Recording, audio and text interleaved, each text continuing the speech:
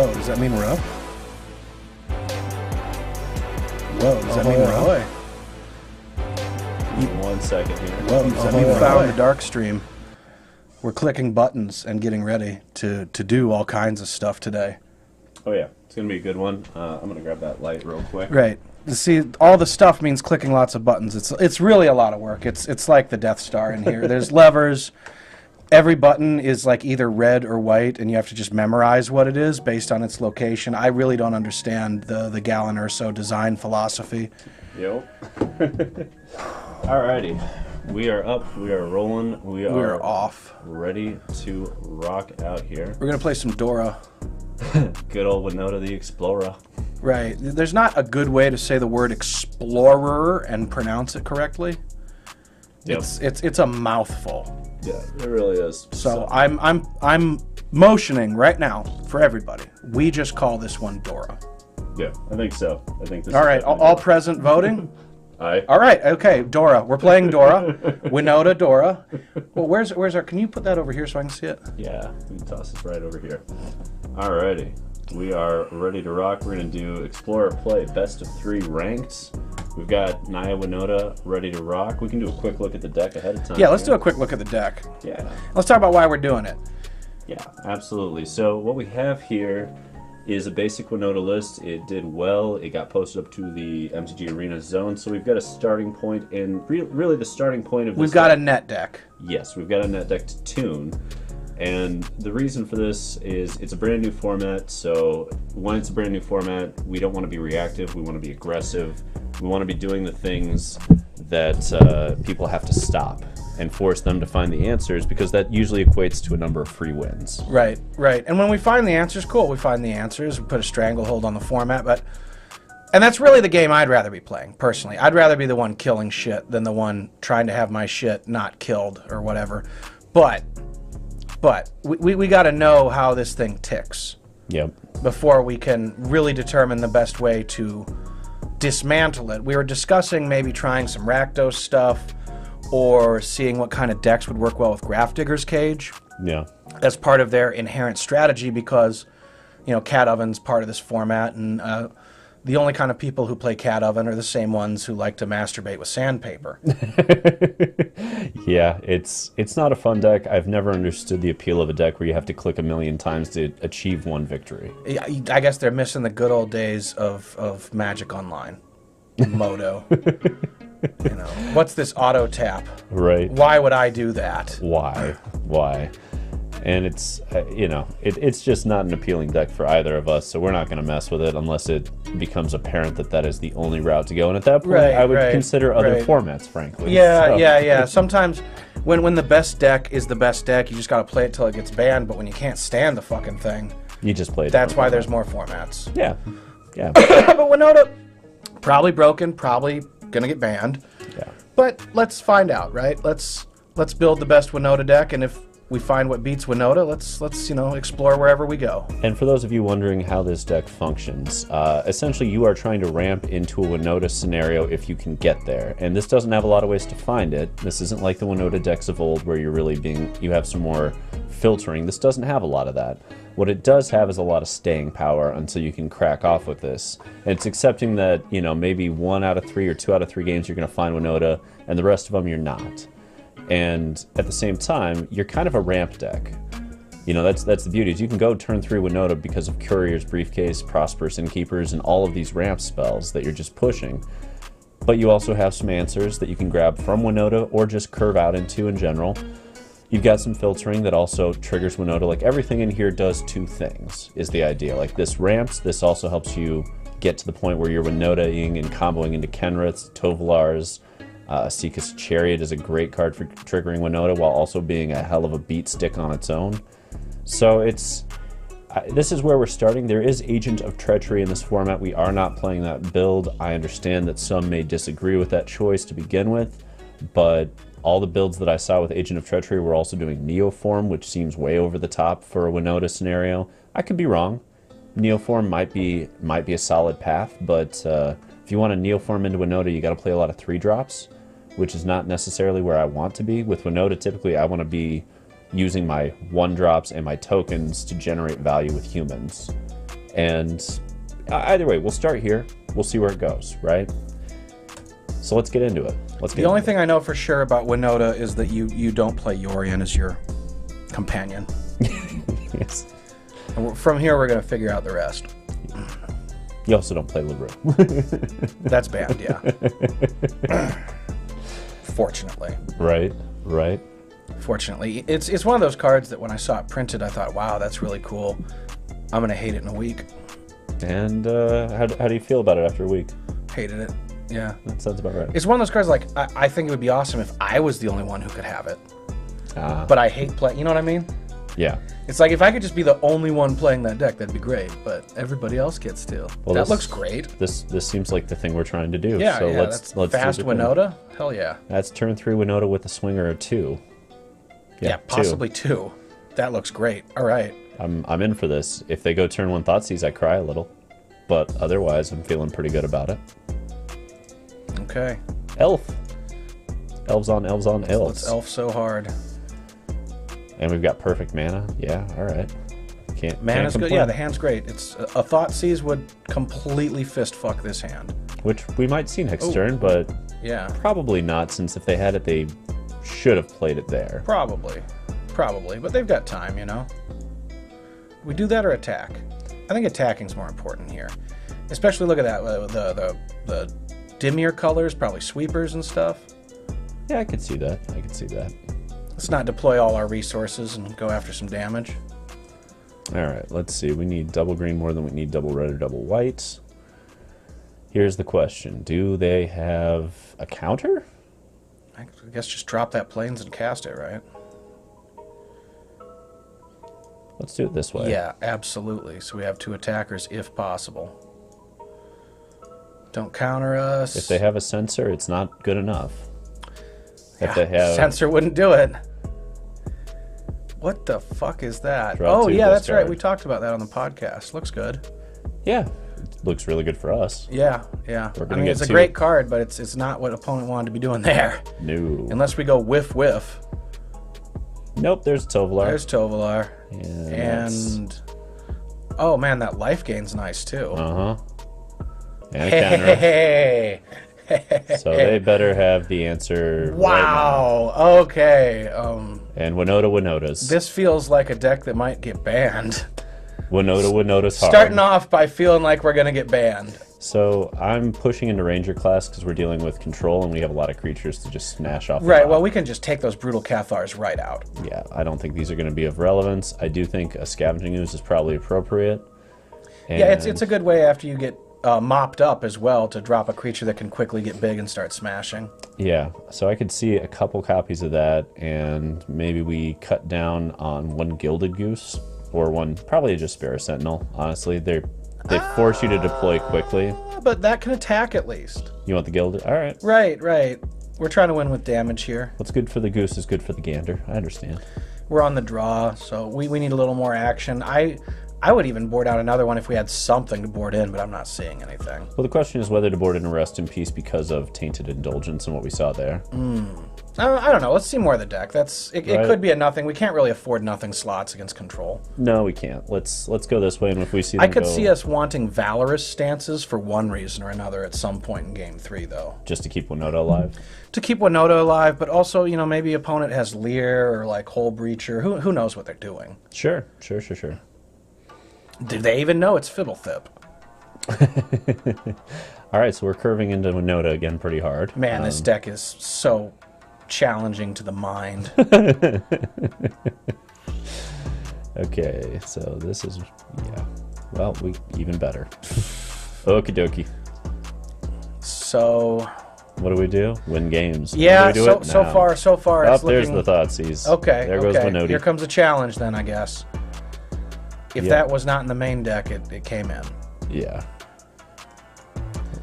That's fine. Because the way you stop Winota is also the best way to stop Hitler, which is with time travel and infanticide. I'm in favor of this so we can Tovolar on turn 3. Yeah, totally. Like mop it all up or have a counter or Toby's coming down. We gotta do some wild stuff here. And do we put out the Llanowar? No. We'd just be walking into a 3-mana sweeper if we did that. Yeah, it's true. That's true. And that's why we didn't deploy this instead of this, because we only need it to pop off once, and if they sweep the board, we want to have that ability. Yeah, and maybe we get countered here. Yeah, but we're going to force it. Turn 3 Tovolars. You know, that's a card that I wanted to play since it was printed, and it just wasn't good enough yet. And there's the Absorb. Not good enough right now either. All right, so we've seen what happens when they have what they need, which amounted to 2 That's spells. a big deal, though. You know, this okay. Funny. I'm just swinging here because we're going to need a second green source for the food. Wandering Emperor. Okie dokie. This will be interesting. If they have another counterspell, this game's going to be over in a hurry. Let's see. We're seeing how powerful some well-placed interference is here, though. Definitely. Definitely. Which, it makes me feel good. Because that game 1 was just disgustingly easy. Are we just pushing them all out? No, just pass to them and make food. Yeah. Also, if we push them all out, then they can just exile one of them. Right. Which, problem. Okay. Yep. Your 2/2s are good. Food it up, food it up.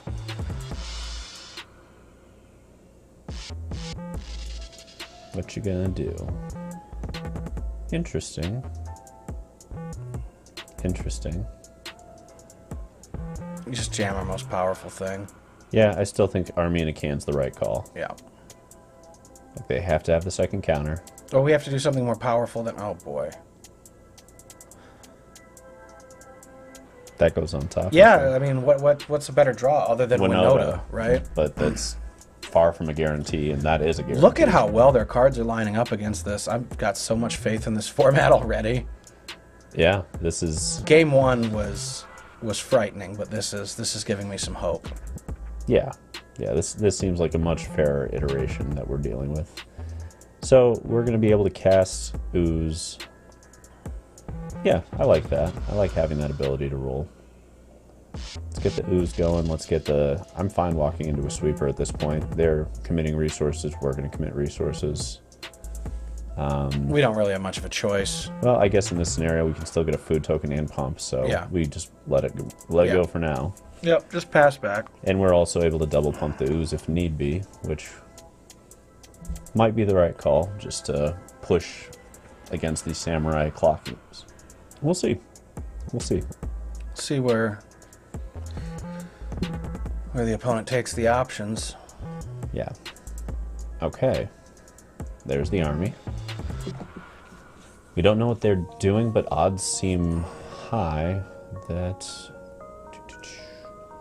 they have a counter. Whether they do, whether they don't, we've got to just play right now. Sometimes you get the luxury of maybe slow rolling some of these control decks a little bit, but with the Wandering Emperor doing its thing, we're falling behind, and it's time to get some action. Yeah. That's a lot of action. Yeah, it almost feels lucky, but you got to just stick it out there and make them have it. Yeah. Okay. There's the Void Rend in action. At least we got some pieces off of it, though.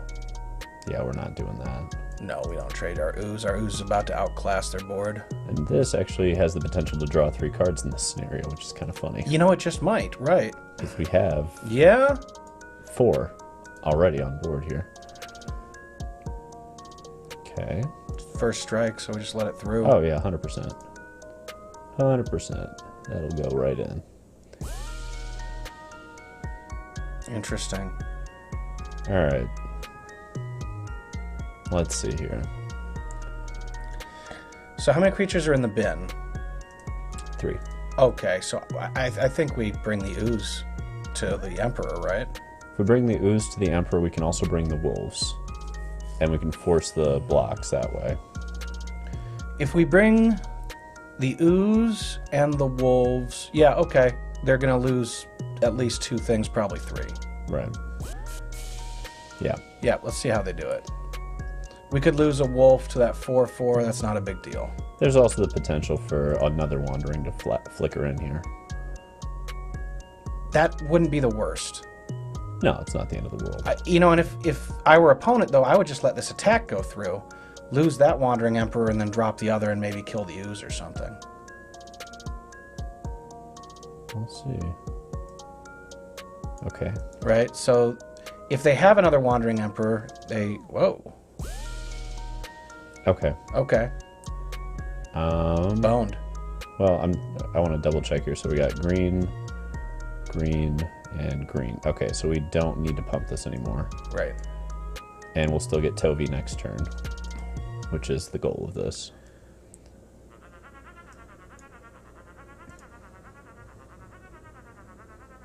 Right. So we'll drop our Courier's Briefcase and... Citizens, gather. Yes, make an egg on the opponent's turn. Alrighty. That's a good sign. This deck of theirs, the Wandering Emperor, is putting in some serious work, but outside of that, I'm not seeing a whole lot. You know, like they've got answers, but the engine's not really popping off here. Well, it is, though. The engine's working just fine. Opponents at 18, they're cleaning up our stuff.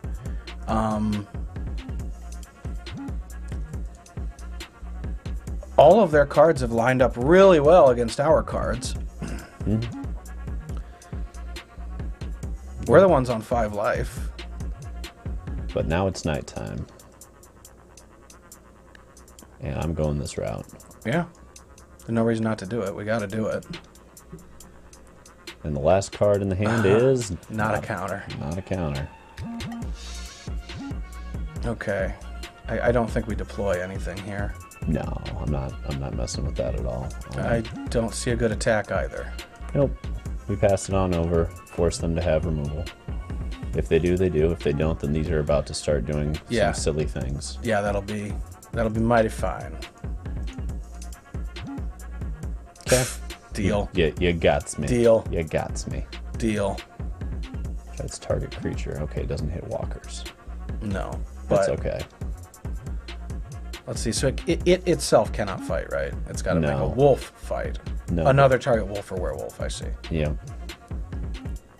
Okay, so the awkward part here is we can smack and get 2 more tokens. This, we are only ever going to get to 4 colors, though, unless we get another goose, right? Because we only have the ability to get 3 in 1, which is a little awkward. At the moment, if we get another thing that makes the treasure. Yeah, we need another or another goose. Jaspira Sentinel. Except, oh, yeah, Prosperous.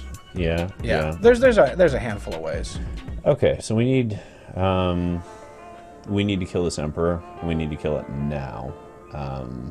Because if we don't, it's going to exile this. Right, so... We have to smack at least 4, and we have to keep 3 back, right? Well, it's going to make 2. It's going to make 2. So we need to smack 1, 2, 3, 4, and probably 5. Yeah. To be safe. And then we also have the ability to have one of the ones that comes into play fight this. Yeah, let's just bring him in a way that guarantees killing the Wandering Emperor.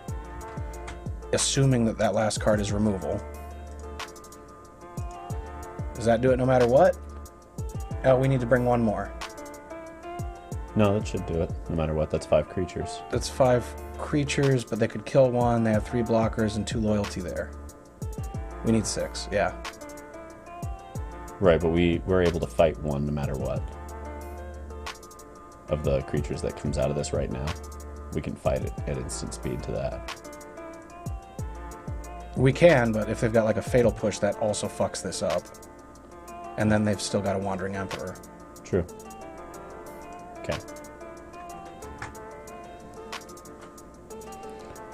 And if they have another Wandering Emperor, we're in some deep shit.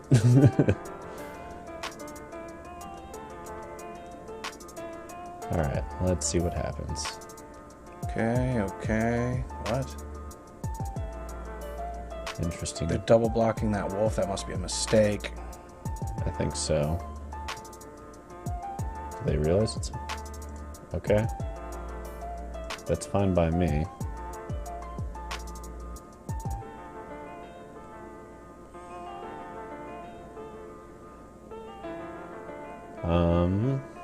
So, do we fight the 3-1 against the tapped 2/2 here to get it off the board. I think so. Actually, fight. Yes. Do we use this? I think.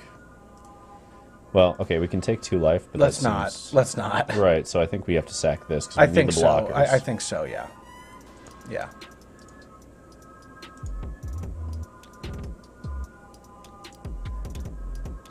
What? Target a wolf or werewolf you control. Yeah. Submit 1. Creature you don't control. Okay. Smackety smack. Smackety smackety smack. What you got? There it is. Okay. Which one are you targeting? Okay, Tovolar. Right. Yeah, still puts us in a bad spot, but not game ending yet. Pretty close. We've got a lot of crap. They can start digging through. Yeah. I think we have to go that route. Yeah, I agree. And just take the 3. yeah. And we gotta kill Wandering Emperor right now. So we smack 1, 2, 3 Let's into it. draw our card. Yeah. Oh, hull. Ugh. Uh-oh. Now we need a top deck.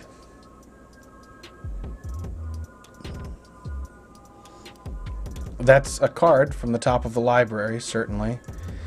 So we got to bring 3. all 3 of them. Yep. And then we'll use the food token to stay alive and block the hull. Yep.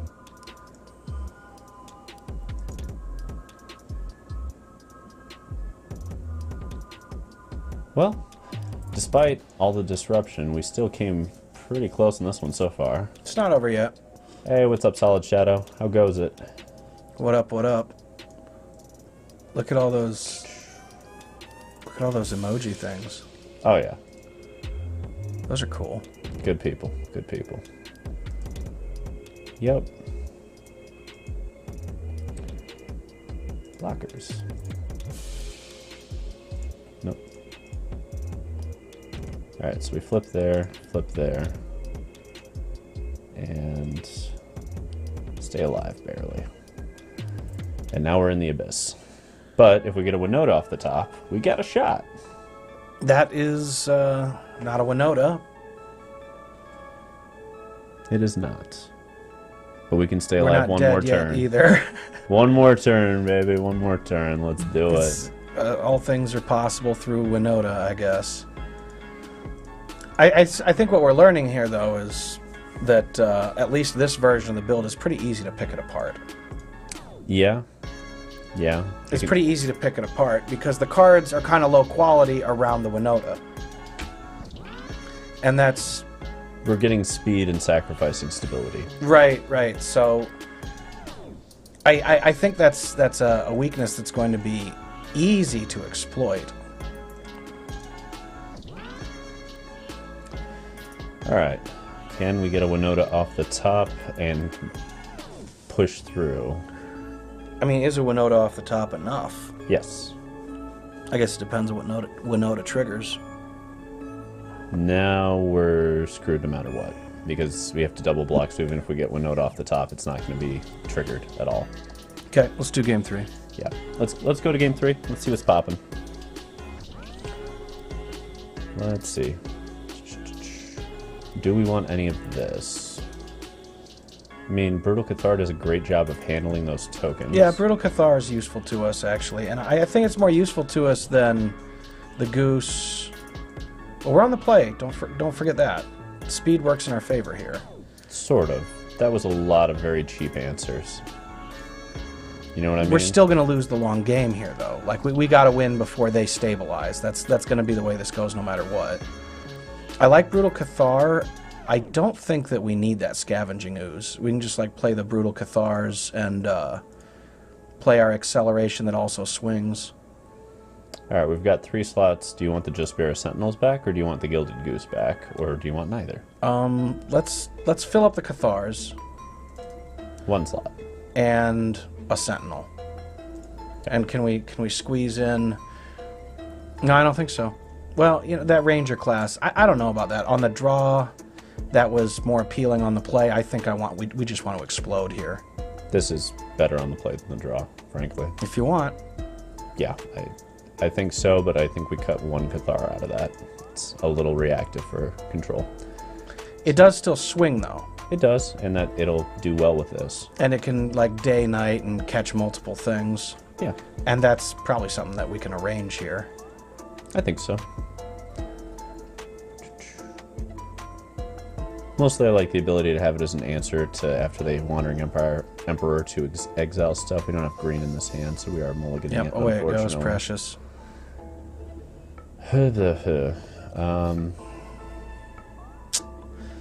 Risky. I think we throw it back. I don't think that's a hand that wins the game.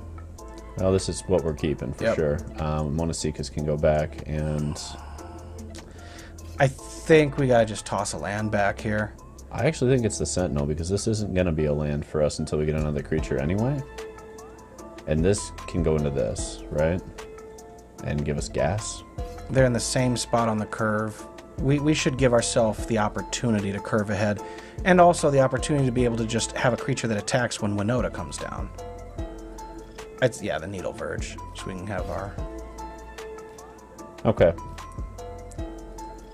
Are we paying the 2 life here? Yeah.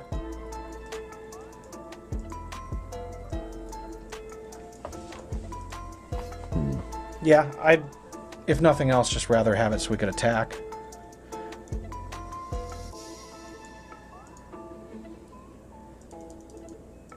Right, and just like that, Don't call it a we don't need a comeback. land, and we can deploy Winota here. But do we deploy Winota or an Esika's Chariot?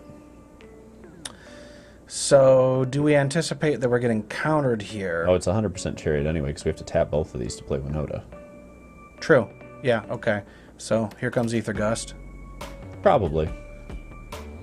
But if we're lucky, we get... Oh, hey! It's like, if we're lucky, we get that.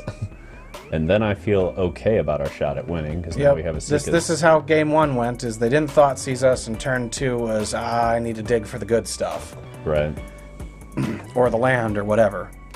And now if we get a land off the top, we're in a better spot, and even if we don't, we're still putting pressure on pretty quick. Esika's explodes real quick. Yeah, land off the top is very good for us. Yes. Go, go, go. What do you know? Alright. Yeah. Show us a land. That's not bad. Kind of a land in its own way. So... Crewing first. No. Smacking. No. I think we make the thing first, because then we can copy that, because it makes treasure. That's a fair point. It's a fair point. So let's see what they want to do. And we can also attack for 2 more damage this way.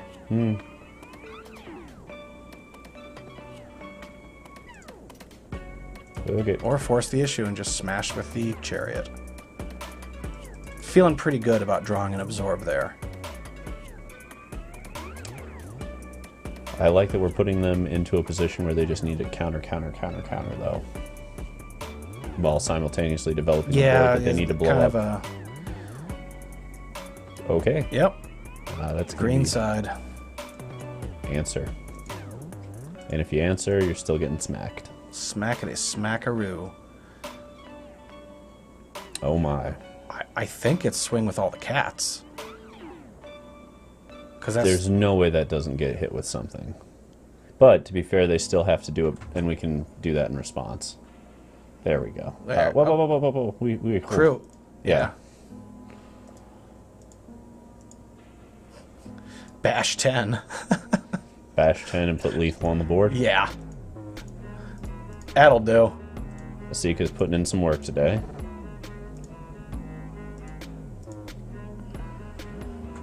And even if they manage to wipe the board, we just need a land to get the Chariot going again. Yeah. I like that scenario. Yeah, we love Magic too, Solid Shadow.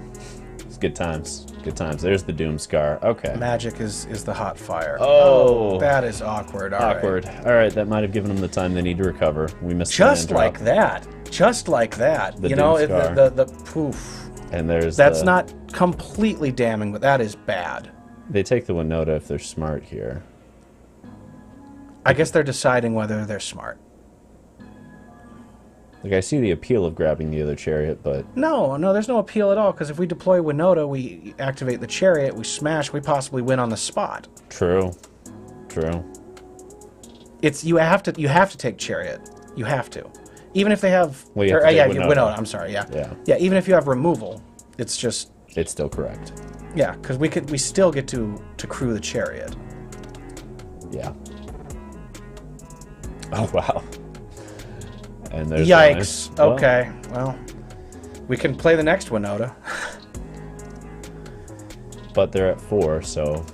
And there's the... That is a stabilizing card, though, isn't it? Thoughtseize was quite the thing. I did not expect that. Just a little bit of... Oh, my. Okay. Well, that's spicy.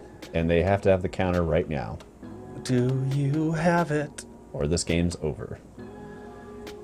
Do you have the chowder? It might not be over. I mean, we could whiff. They could have removal. I don't know. They have to have removal. Okay. Okay. Can Winota... I mean, they can't afford a memory deluge here. They have to have the answer for Winota. There it is. And a Tainted. All right. That's is that spicy. a straight-up draw, too, this Yeah. time? Yeah. Spicy. But... That is something. That is quite a bit of pressure still. I think that's overselling it, maybe, but it's... Of all the things we could draw, that sure is one of them. Well, now they got to find removal real quick, and we're going to be able to start looking on top here. Three Winotas in the top 13. All right. Thanks, Deck. Sorry we couldn't do it right for you. They should have a push here, or an Aether Gust. Something. Oh, Doomscar maybe? That's interesting. I don't know. I mean, it doesn't matter. They're tapped out, so Right. I'm getting a second red, and I'm going to do this just to... There's no reason not to. Except I'm doing it this way. Yeah, leave a green open. That's what we can get for 1 mana. I'm guessing they have a Doomscar here, but gotta know. And now they are sitting at 1. It's weird to have creature on board, have the opponent at 1, and still feel like you're kind of behind the 8 ball. But yeah, let's crack in, see what happens. Yeah, they need multiple answers. That's where I want to be. Okay, That's there's the the first Emperor. one. That's the first one. Okay, and they go back up to 3. All right, And Tovolar time. Tovi time. Ooh, that's fun. All right, now they should have a Doomscar, Yeah, we'll get doomed. but that still puts us in a pretty solid place where they have to... Okay, do they have the Doomscar also? Interesting. They have the Doomscar also. There's no way they do that without both. Yeah. What a sweep. And we're gonna draw land into that. Yep, it's awkward. Yeah, it's one of those moments where when I was younger, I could be walking away from this game and be like, oh man, last game I had the opponent to 1, I was so close, but we are not and never were close to winning this game. No. We didn't know that until recently, but after seeing that last sequence of cards, opponents had it the whole time. The double Thoughtseize is what did it, yeah. So we're seeing that the card quality here is too low and the deck can get picked apart rather easily. And that's a horrible top deck. Yeah, it's not. And we're filled with horrible top decks. Right. So we've got to find a way to... We got to increase the card quality here. Yeah. And I think I have an idea for how to do it. Okay. I think we drop the green Okay. and we go Mardu Okay. and we do some experiments with Obnixilis. Interesting. And we use Obnixilis to give us our early bodies for it. We don't try and accelerate. We just make sure that we're human up the curve if we can. That's the next question, though, is what humans can we play up the curve? On Mardu? Or, I mean, like, if we can get into blue, we get Agent of Treachery, which might be worth doing. That's not in Mardu. No, I know it's not. It's a question of whether or not it's worth going for color, even. Yeah, we might be able to, though. The mana bases have just gotten pretty stacked right now. Right? Lots of options. So we're waiting to see if we get our 4th Winota off the top, and they have no answers. And that's the only thing we're waiting one more turn for. All right, and that's not going to do it. That's not it. All right, let's see what we can do here. Let's look at our human payoffs, because Winota's definitely powerful. Right. We know that. We established it here, but we this kind of a deck is not going to succeed. Right. Right. It's just set up the wrong way for where the format's trying to go, and I'm happy it is. Yep. I'm happy that the broken version of this, where it's just speed getting there, isn't going to be the thing. The card quality's too low. You have to get kind of lucky, and a prepared opponent will roll it. That's good. So, all right, let's go over here and let's search for humans up the curve. And okay. And let's see what we got in. We can filter it so it's. How do you want to filter? We want to have, what, 5 drops or higher, probably. Yeah, let's see what the payoffs look like. So, Kenrith still a payoff. Kenrith is still here. Kenrith is and always was great. The others here, not good enough, in my opinion. Not really rocking out. Nope. Let's see. Agent of Treachery, still a beast. Agent of Treachery is very good. Interesting that Lear is, but it doesn't fit for this kind of deck. Masker Girl is not the direction we want to go in, but it's very powerful. And interesting as a potential board sweep. If you, I don't know, I think at that point it's just the wrong direction. Volatile Arsonist ain't bad. Yeah, nobody's tried werewolves with Winota. That's kind of interesting. Winota Wolves. Yeah, like Naya Wolves with Winota. That's kind of fascinating. I don't know if it works because so many of your wolves are... Well, but some of the wolves on the lower end are not humans also. Right. So we could just... Maybe. Let's keep looking, though. Avabrook's pretty powerful, but not we right gotta away. be in green. And that's a far stronger Right, scenario. we're trying to win right away. Or, I don't know. We're trying to have, like, the highest quality possible is probably the way to think about it. Cloud Blazer's interesting. Yeah. Doesn't win right away, though. No, it doesn't, but that is going to snowball hard. What does that do? This is intriguing. Enters the battlefield, exile target card other than a basic land from an opponent's graveyard. Search for any number of cards with the same name. Exile it. As long as you may play one of those. Spend mana. Okay. So you kind of gestures cap them for something in their graveyard. And as long as you have this, you get to cast one copy of it. Right? It's Not I like Cloud Blazer better. cute, but not good enough. And then the rest of these don't look good enough. So what I'm seeing so far is Agent of Treachery is probably the best target. Tovolar's is probably second best. And after that... if we're going into blue... we still have that. Angrath Marauders is still around. And that does end the game almost immediately when it hits. Okay. Because that means when Winota hits 8, that hits 8. That's 16 points right okay, there. that's just fine. So we could have that really powerful end game without having to go into blue, but if we're not accelerating, that's a horrible card to have in hand. Yeah, I guess what I'm looking at here that intrigues me is the idea of going into wolves and having our payoffs in terms of volatile and potentially Tovolars, and going red-green with a splash into white for Winota. Because we have, in terms of wolves, we have a number of them. Oops, let's refilter here. And let's go here. Specifically here. Instead of like just Spirit Sentinels, we have 1-drops that are aggressive here. We have 2-drops that are aggressive and have staying power. You know what I mean?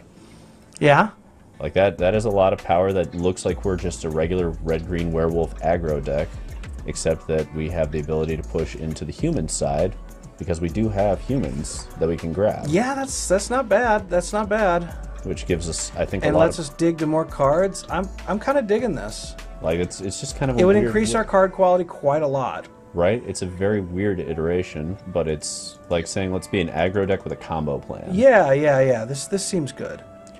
Something's going to be intriguing. So we can play that enchantment as well. Yeah, Ranger class, you already got it. Yep.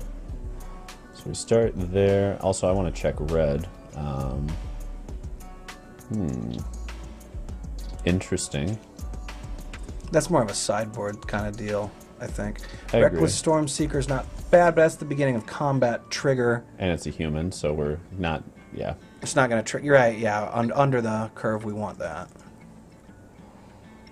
Okay. So our payoffs, and actually, this is a great payoff because we get to draw. Yeah. So I'm great with that on the curve. Yeah. Okay, let's look at white. Let's look at grabbing a notice real quick, and then you want to see white wolves. What we got in white? I mean, we still need some kind of lower curve. We still get these. That's true. That's true. We can swing into them, but we need stuff to trigger Winota as well.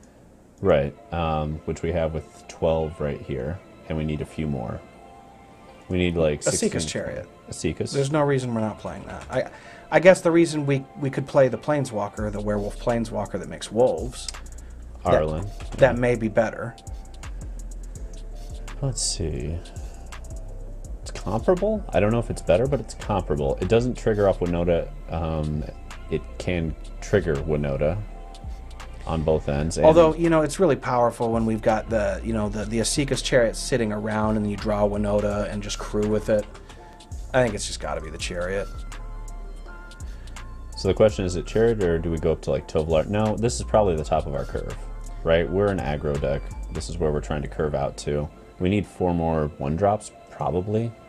And that's really what we're aiming for is... Do we have any other wolf 1-drops? No, it's human. Okay.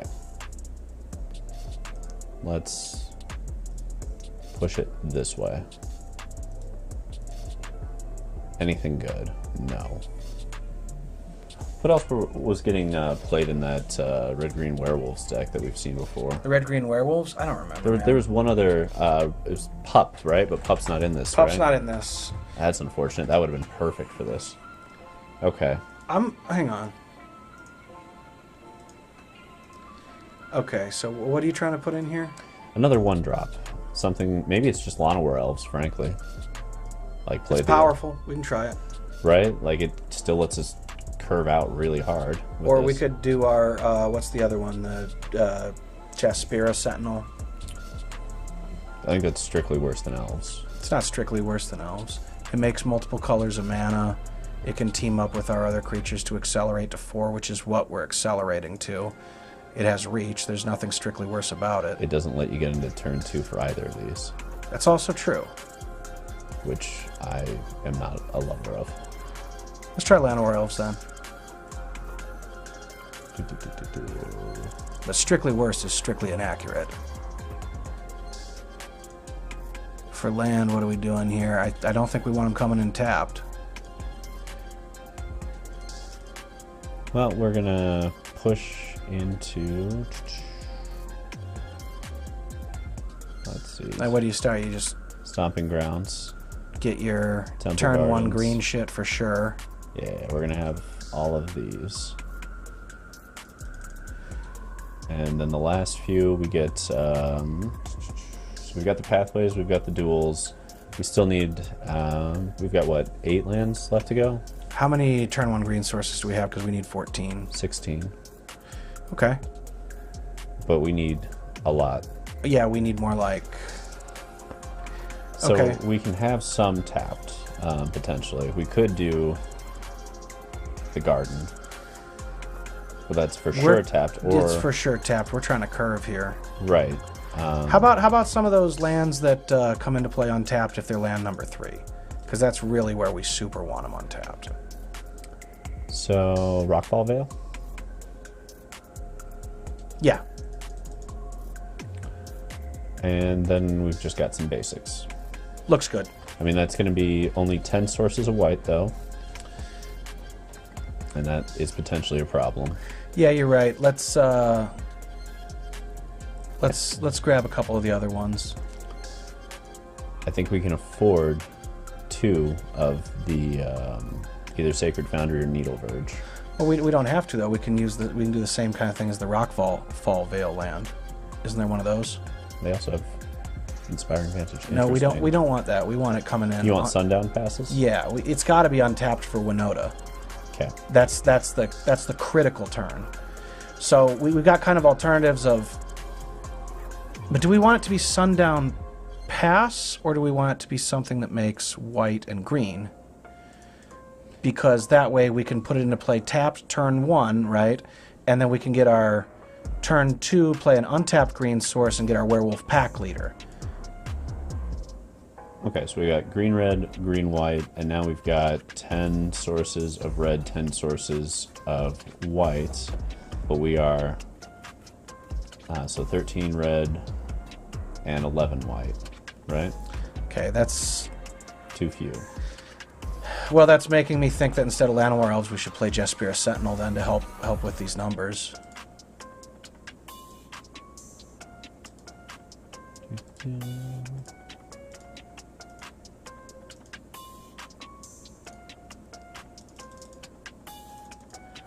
So that'll help a bit. And as far as the mountains, plains, are we playing the pathways for those? We could. We don't need basics. Yeah, let's just get rid of the basics and play the mountain plains pathway and go full non-basic until someone starts punishing us for it. I agree. But this format doesn't seem to be at the place where people are playing their non-basic land hate yet.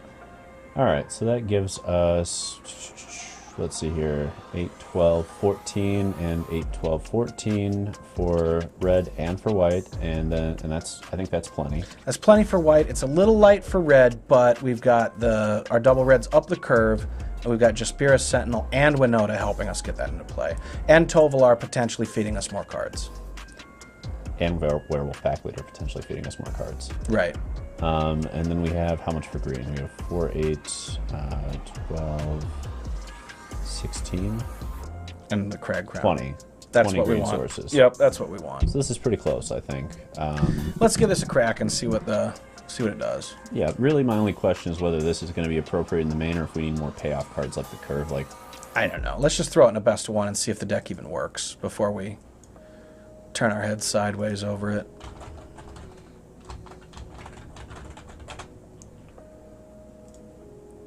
Let's see. All right, good old wolves. Explorer, Naya wolves.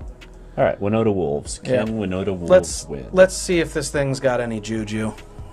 Right.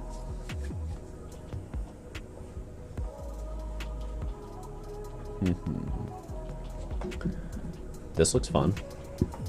I'm in for this. Yeah, that looks like a fine hand.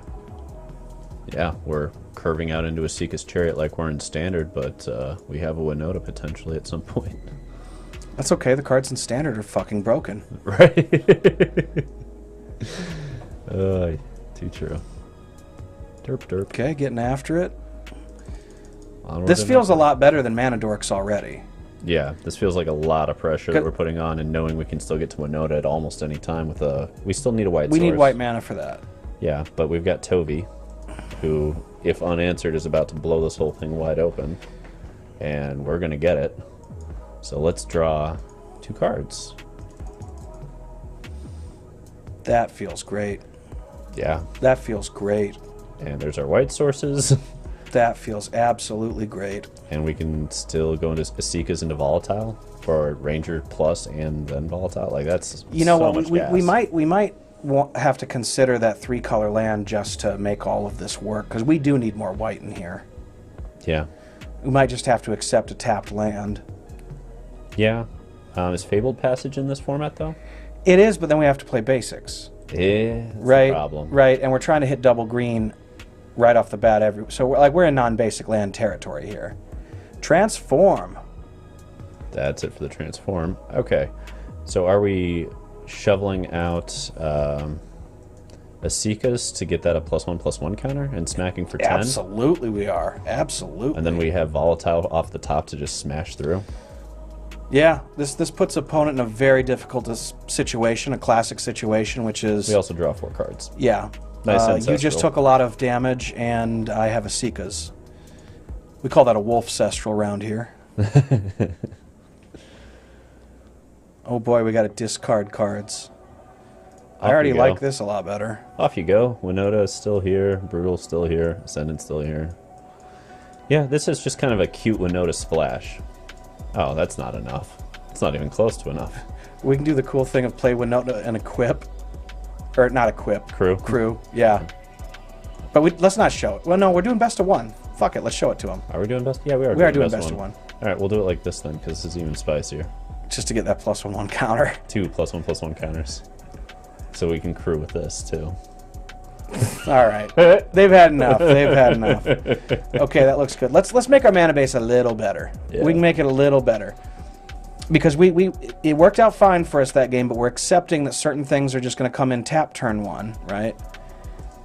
I mean, Naya Wolves, when Wolves curves, it's hard for any deck to deal with it, but that was especially satisfying. Yeah, so where can we squeeze in a little bit more red, a little bit more white? Well, I think where we pushed these, or where we pushed, probably where we're pushing these. Yeah, it might be those 2 ofs, and we just accept that we're going to play the 4 of that. And having a cycling land, also not bad. No, it's not bad, and everything else comes in play untapped, so that's 20 lands untapped. That's pretty good. And that puts us up to, how many sources? Does it even say in here? No, it doesn't. Wow, that's annoying. It doesn't, but we just picked up 2 sources of each. Everything, except for green, that's the same, but we're good on green. So we went from, what, 10s to 12s or something like that? Let's see, so 4, 8, 12, 16s. So it's 16s there and we go. 20. That is better. That's much better. 16s and 20. I think that's worth doing. And do you want to run best of 1 again? Yeah, well, we don't have a board. Not yet. That's kind of the question with Naya Wolves here. Is what's the board gonna look like? I can see a scenario where the Brutal Cathar is a 2 of in the main to split with Tovolar Huntmaster. Probably. But I'm not 100% yet, you know? Yeah, we gotta do those games at first where we get, all the cards and see what's best. This I like. Yeah. Again, we're showing a lot of aggression here, and we can go just Spirit into Ranger class Packleader and then go to Tovi, which, alright, they're probably on Winota. So we got to explode too. That is the downside, although Brutal Cathar does some work against Winota in the mirror, doesn't it? Right. We do have some interaction. And we have some interaction as well with the Arsonist. Interesting. It's a classic curve. Okay. Yes. With our mana base improved this way, I bet that means we could slot those Llanowar Elves back in. It's possible. It's possible. Because we said we got 16s? Yes. That's plenty. And I'm just counting that as one source of everything. So that's 17s then. Which, there's the Winota. Alright, so this is potentially the issue. They get a trigger here. Whiff! There's Cathar, also an issue, because there goes the mana. Yeah. Because we get it back. Yeah. And we're going to need it in case we top deck Winota. Also... Oh, it's indestructible. Oh, damn it. Yeah, I should have read the card. That's on me. Damn it. Our ancestors are weeping. Yeah, that was pretty brutal. I think we're losing this one. Scoop it. That's fine. It's a best of 1. That's part of the point. Let's try swapping the Llanowar Elves, though, so we can be a bit more explosive. Yeah, I think so. And the question I guess the issue there is, do we win the Winota mirror when we're going into Wolf Life? Let's play a few. Like, if they get their curve into Winota, they get there, but, like, they have to have it. So how often are they actually going to have it? Kind of the question, right? If they're going, full-on Super Busto, they'll get us game 1 if they're on the play almost every time. Right. But we don't need to worry about that because that's not a sustainable version of this deck list. It will not rise to the top. Well, it's at the top. It'll fall. That's my point, though. This is not an equilibrium top-tier deck. Yeah. We played 1 match to realize that. Do this just because it's fun. Still love this card, by the way. This is so cool. Corpse Explosion. I want to do this with a Kroxa. Different. Exile a creature, damage equal to that to each creature in Planeswalker. Not bad. I really want to go turn 2 Kroxa, turn 3 Corpse, explode the board for 6. I saw this and I was like, ooh, Kroxy. Alright, let's run it back. Have some fun with it.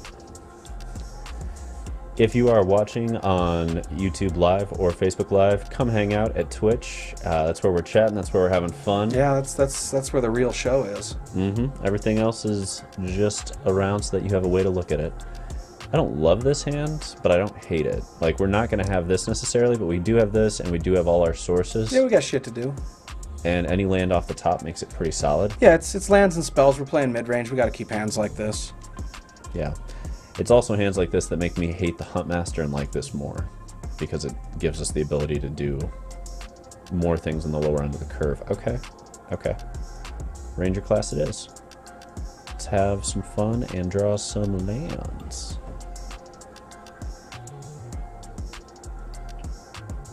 Luminarch, okay. I forgot that's around. Yeah, so did I. Well, And actually works the way it originally worked. Let's make it disappear. I was gonna say, we just go this route, right? Oh, yeah. Yeah, let's play the hat game, or the cup game. Away with the counters. Get out of here. Take 2 damage. Right. For those just tuning in, we're messing around with Winota, and we're trying a different shell with wolves. Oh, I love that. Okay. That is so cool whenever it happens. I think we're gonna want to play the Werewolf Packleader. They're not on Wraths if they're playing this, right? So Perhaps. Alternatively, we could pump that and deploy an Ascendant Packleader, kind of split the difference and make our shit that's on board better. but if we wait and they remove this, we can still know because that's nighttime. Mm-hmm. Okay. Okay. Let's split the difference and see what happens. Probably the token? Yeah, I think we split there as The well. opponent has an incentive to kill the other thing. Yeah. Makes more sense. Make their decision a little more difficult. There we go. There's there's the Eiganjo. They got to pay 3 life, and then they're going to take another 3, and then we get the pack leader, and we can still, depending on what they do, we might be able to Brutal Cathar next turn. And now they don't get to attack with their creature. Right. Or maybe they do. That's They're fine. going to split them up. Oh, thank you for that. That's totally fine. Okay. That's an interesting scenario because I want the red source and also the green source so I can double spell. I think it's the red so that we can get that Arsonist on going later. Is it though? But we can double spell. We can Cathar, take one of those, and It's play. nighttime. Huh? Nighttime. Oh, fuck. All right. That's why I want to. I see your point. But we get this as a +1/+1, so we can smack both either way. Let's start with that then. See what happens. Cool. They're letting it go. Cool. Okay. So I actually think it's both of these then. I disagree. Strictly to put more pressure on the board for next turn so that we go wide, they can't go wider. I disagree because if we play land, pack leader, Cathar, it goes to daytime and we snatch their creature on their turn. Okay. And then if we top deck an untapped land, we have Arsonist in case they sweep away everything else or something. True. Even if they want it, those counters aren't coming back. Right. And now they've got to come up with a lot of answers. That Well, is not very good here. I mean, it's good. It's a great card, but... Hey, what up, Lord Skitham? What's Hello, hello, poppin'? hello. Okay. So they have the ability to present 3 blockers. We did not draw the land for the Arsonist, unfortunately, or else these would be out of control. Yeah, so what do? We got... We're going to deploy a pack leader either way. The question is, how many of these are we swinging with? Knowing that if we choose not to wreck the board here, we have kind of an issue. But if they get Luminarch Aspirant back, Esika's Chariot was like the one great card for them here. Yeah, okay, maybe I spoke a little too soon, but why don't we swing with our pack leaders and our token, put the +1/1 counter on the 2/1 pack leader, so everything we've got kills every possible blocker. Except that. Except that. Good point. Opponent is at 6, though, so they'd have to tap 2 of their creatures. That would only block 1 of them. That feels correct. And yeah, I'm okay with that. Yeah, that feels correct. And then we can also see what happens here and make some more decisions. It would have been a blowout to get an untapped land there, though, because then these would have been 4/3s. Right, right. The game would have Ended. yeah. But I'm pretty okay here, because we're going to lose 2, they're going to lose 1 token, and they go to 3, and then we get to dump a pack leader. I should clarify, a werewolf pack leader, not an ascendant pack leader. Awkward that they did it that way. How do they know which one's leading the pack? Who's to say? Alright. I mean, at any point here, this is going to be kind of nuts. Oh, Winota, yeah, that's a little bit nuts, too. Winota makes tapped bodies, though. Right. I don't know that I care that much as long as they can't XO me with that 7-drop. That would be the way they. That would do it. Yeah, that would do it. But they have to figure it out right now. So, or they can get Brutal Cathars and mess with us. I don't know. They kind of have to go nuts on it though, because yeah, they're spinning the wheel, and well, okay, so they get to do that and grab a blocker back, and there's a Bazries who makes a blocker. Oh, if it dies, right? Yeah. Okay. Yeah, we're fine with this. And that's a human. I don't know why they swung with a human. Oh, and they missed on the second one. So how much damage? We don't care, I don't think. Less than 20. Yeah, it's 10, 13. We don't care. Yeah, we take it, crack back, and kill them. The end. Win on the crackback, yeah. Let's make it spicy. It's best of one, right? Yeah, it's best of one.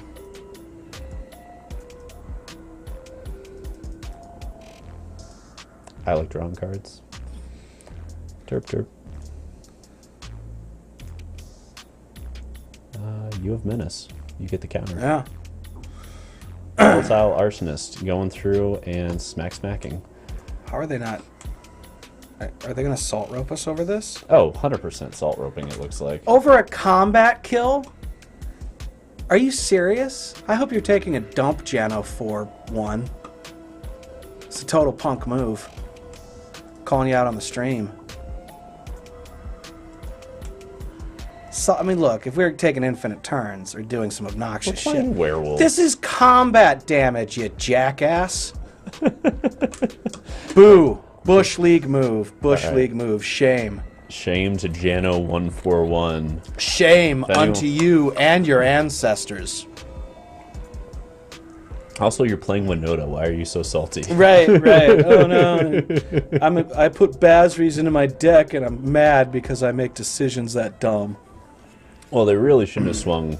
I don't know why they swung with Luminarch. It's a human. Why is Luminarch in that deck? Why is Bazries in that deck? I think they're trying to do the same thing we're doing, but the wrong way. You know what I mean? You gotta have your humans up the curve. Mm-hmm. Yeah, you do, but I see what they like. They're trying to get the 2-drops and all these other things of higher quality. It's just the wrong way to do it, right? So, you know. Wow, salt rope over combat damage. It's okay, Jano. We'll get there. It's okay. That's okay. Real Karen move from Jano 141. Little did you know, we're just hanging out and having fun, making fun of you. Probably think that we're like, oh man, now we can't do anything. Bro, we got 3 screens and company. We're good. We're good. We're good. We'll outlast you. We are the Jund of just playing. Our rope is saltier. We are outvaluing you as we speak. Oh my.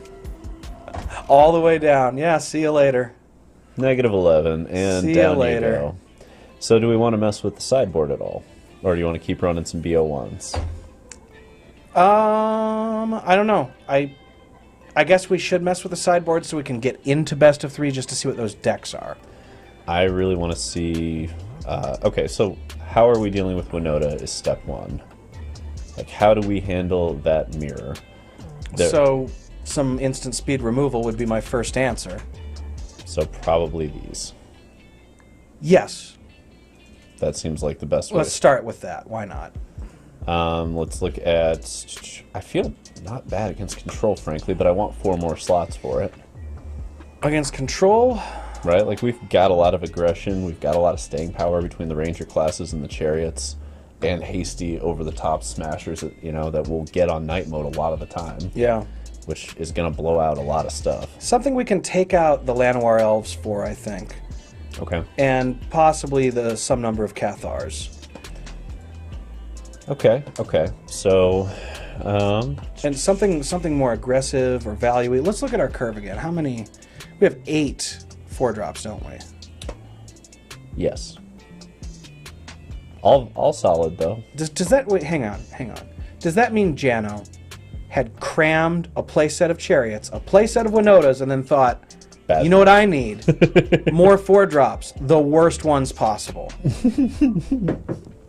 I would have let that go, but you salt roped us. I'm going to clown on you a little more. All right, so do we have some like Planeswalkers, something kind of grindy, you know? Something that goes a little more value. Let's take a look at the walkers. Some available. haste. right? Oh, I know. What about that, oh, no, wait, that's 4-drop. Who cares? Never mind. Just kidding. What, Wandering Emperors? No, I wasn't even thinking Wandering Emperor. I was thinking that, like, Lightning Angel, fleet-footed dancing guy from the new set. The Trample, Lifelink, Haste. Ah. Just because it has Haste, but yeah, we got 4-drops like mad. Yeah, if I'm going to go into 4-drop land, I mean, Domri's kind of intriguing. Arlen's very intriguing. 4-drop. I know, but intriguing nonetheless, because it fuels our plan so well. But, I mean, maybe it is as simple as something like a Domri, because they can't be countered. I think... I'm not as worried about that. I think we want another 2 or 3-drop that's just high quality and hits hard. Okay, so let's... Because we want stuff that's going to trigger Winota, right? Yeah. So let's take a look and see what we got here. Hey, Giant Killer's kind of interesting as a sideboard card. It's also interesting. Yeah, it is. It is. We can grab them off Winotas, and they aren't completely dead in that scenario. They're not great. It's interesting. Okay. If it wasn't a human, I'd be far more interested, No actually. kidding. No kidding. Giant Killer being a human. Damn it. I think we're going to have to get into green to really find the good stuff at this point in the... Yeah, I'm taking a... Whoa, Thalia. That's intriguing. It's Thalia human, against a control-type deck is probably good at most points in the game. yeah, but we want non-humans at our 2-drops. That's so good, though. Let's dump one in for now. Yeah, we got to at least have one. Something to consider and think about, absolutely. Bomat Courier is kind of interesting. It is. It's trying to win a grind game against decks that should be able to outgrind us. So Although, you know what I like about it, though, is that it pressures their removal. It pressures their removal, because pop back to our deck real quick, and let's take a look at what we've got in there, because we're talking about taking out the Llanowar Elves. This would leave our curve unimpacted. It would leave our Winota stuff unimpacted. It would just mean that instead of Llanowar Elves kind of moving us up the curve, we're dropping this Bomat Courier that is creating its own card advantage sub-game. Okay. And pressuring the removal. Okay. And part of the problem of this deck, which is why we started modifying it in the first place, is that it was susceptible to having basically like, I'll kill your good cards. Right. This does pressure removal quickly, or else it goes nuts. Anything interesting here? Not really. None of this is doing what No, we're none of trying that's to do. hot. That's really interesting to me. Check the Kenras. Actually, that's interesting to me in the main deck. Is that more interesting than Mag does? Yeah? Because this also ramps us. It does. It does. But... And I don't know that we're going to have room in the main unless we start taking out Cathars, right? Because probably these are not. Probably better for what we're not. trying to do with Toby.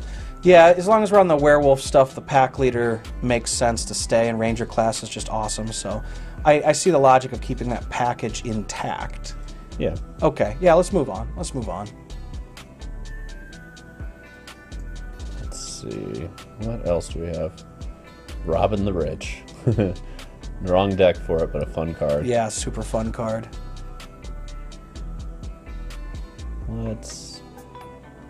Pelp Collector is also an interesting alternative to Bomat if we're trying to put pressure on in one drop. Let's take a look at our main deck again, actually. What if we played that instead of Llanowar Elves and we just turned the pressure on higher, because Ascendant Packleader triggers it, the Ranger class triggers it, Packleader triggers it. Every card in our deck triggers it. At least once. But then it gets dicey because we only have 1, 2, 3, 4. Right, it does shut off. It makes it a little harder to cast the Werewolf Packleader. It shuts off our ability to turn to our 3-drops, which is really powerful. Yeah. I'm inclined to say let's move past it. Yeah, I think it'll be a battle between this and that, but my guess is Bomat wins that battle. I agree. Because Bomat doesn't need help. Right. Bomat by itself puts enough pressure on that they have to answer it pretty quickly, or it just gives us a new hand. Growth Chamber Guardian's kind of interesting, but I don't know what we would take out for it. If we were on the non-Wolves plan, that'd be more interesting. Right. I don't think it's a thing we do. I No. just haven't seen that card in a while. Right? It's been a hot minute. Well, let's throw in 2 Scavenging Ooze, because why not? you know, someone will give us a reason to board that in. Cat oven. Fair. Fair. Motherfucking cats and ovens gotta Yeah. get killed. And those, I like having those to board in to go along with the Brutal Cathars against that deck. Sure. As well as the Volatile Arsonist, which does a pretty good impression against them. Sure. Alright, is there anything else in these colors that we like? Good old black market tycoons, baby. Cat rogues. One of the coolest cards ever made. Yeah, cat rogues, baby. All cats should be rogues. I can't wait for the cat deck to See, look to how evolve. lame that cat is. It's not a rogue. It's like, look at me. My name's a lion or something. I do like lion stuff. Yeah, give me a cat that's gonna knock something off a shelf. You know, that's a real cat. I think I'm gonna dump one more Thalia into this. Because I'm intrigued by taking out 2 Cathars and putting in 2 Thalias and having it as a human payoff for Winota. Just the ability to go, okay, It's just incredibly powerful against. Well, just throw in a third. Let's throw in a third for now, because we've got, you know, big fat numbers. Let's just throw some BO3s and see what happens. BO3s. Yeah. We got our 4 ofs, our 3 ofs. We're trying to figure out what's powerful, and the only way to really do that is figure out what's consistent. Right. Alright. Let's go into ranked. Best of 3. All right, so Play some wolves. turning up that quality. Hey, if you're watching on anything other than Twitch, the real show's on Twitch. That's where we got the chat going. That's where we're at. That's where we're at. Come join us. Come join us and see the things we're doing and comment on them. I'm gonna move this over real quick. Shoop. And let's play first. Yep. That'll do. Fine. That'll do.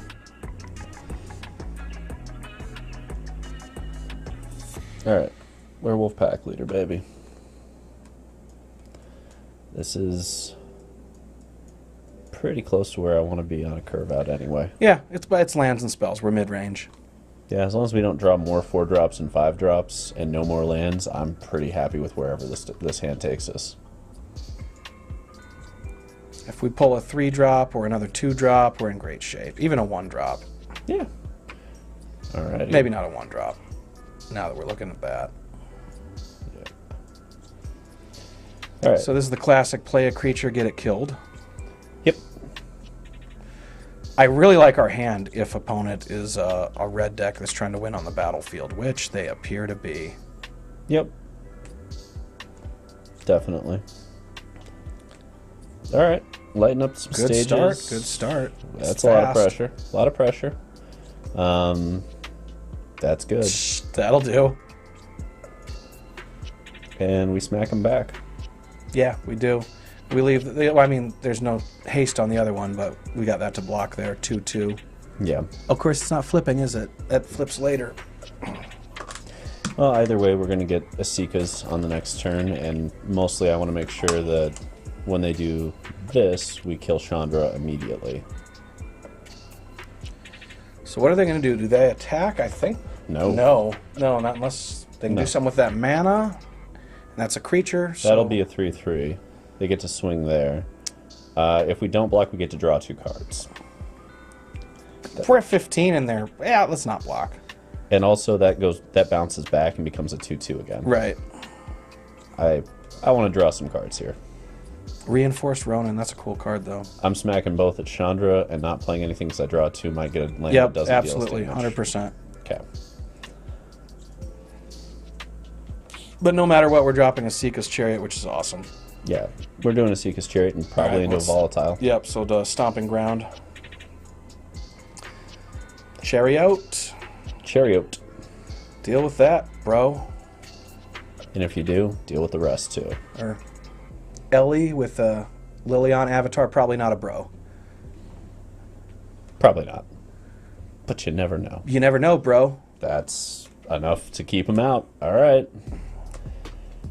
Things that we should change. Scavenging Ooze is good here. Thalia kind of is too, actually. In a funny way, yeah. Yeah. Things that we don't need. We don't really need to go too far over the top here, right? Like, we need to come out early. We need to come out blazing. Let's see. But we don't need to go too far over the top to Well, win this. we can straight up swap out the Ranger class and put in the Ooze. Yes. Yep. We can drop at least one Tovolar. Okay.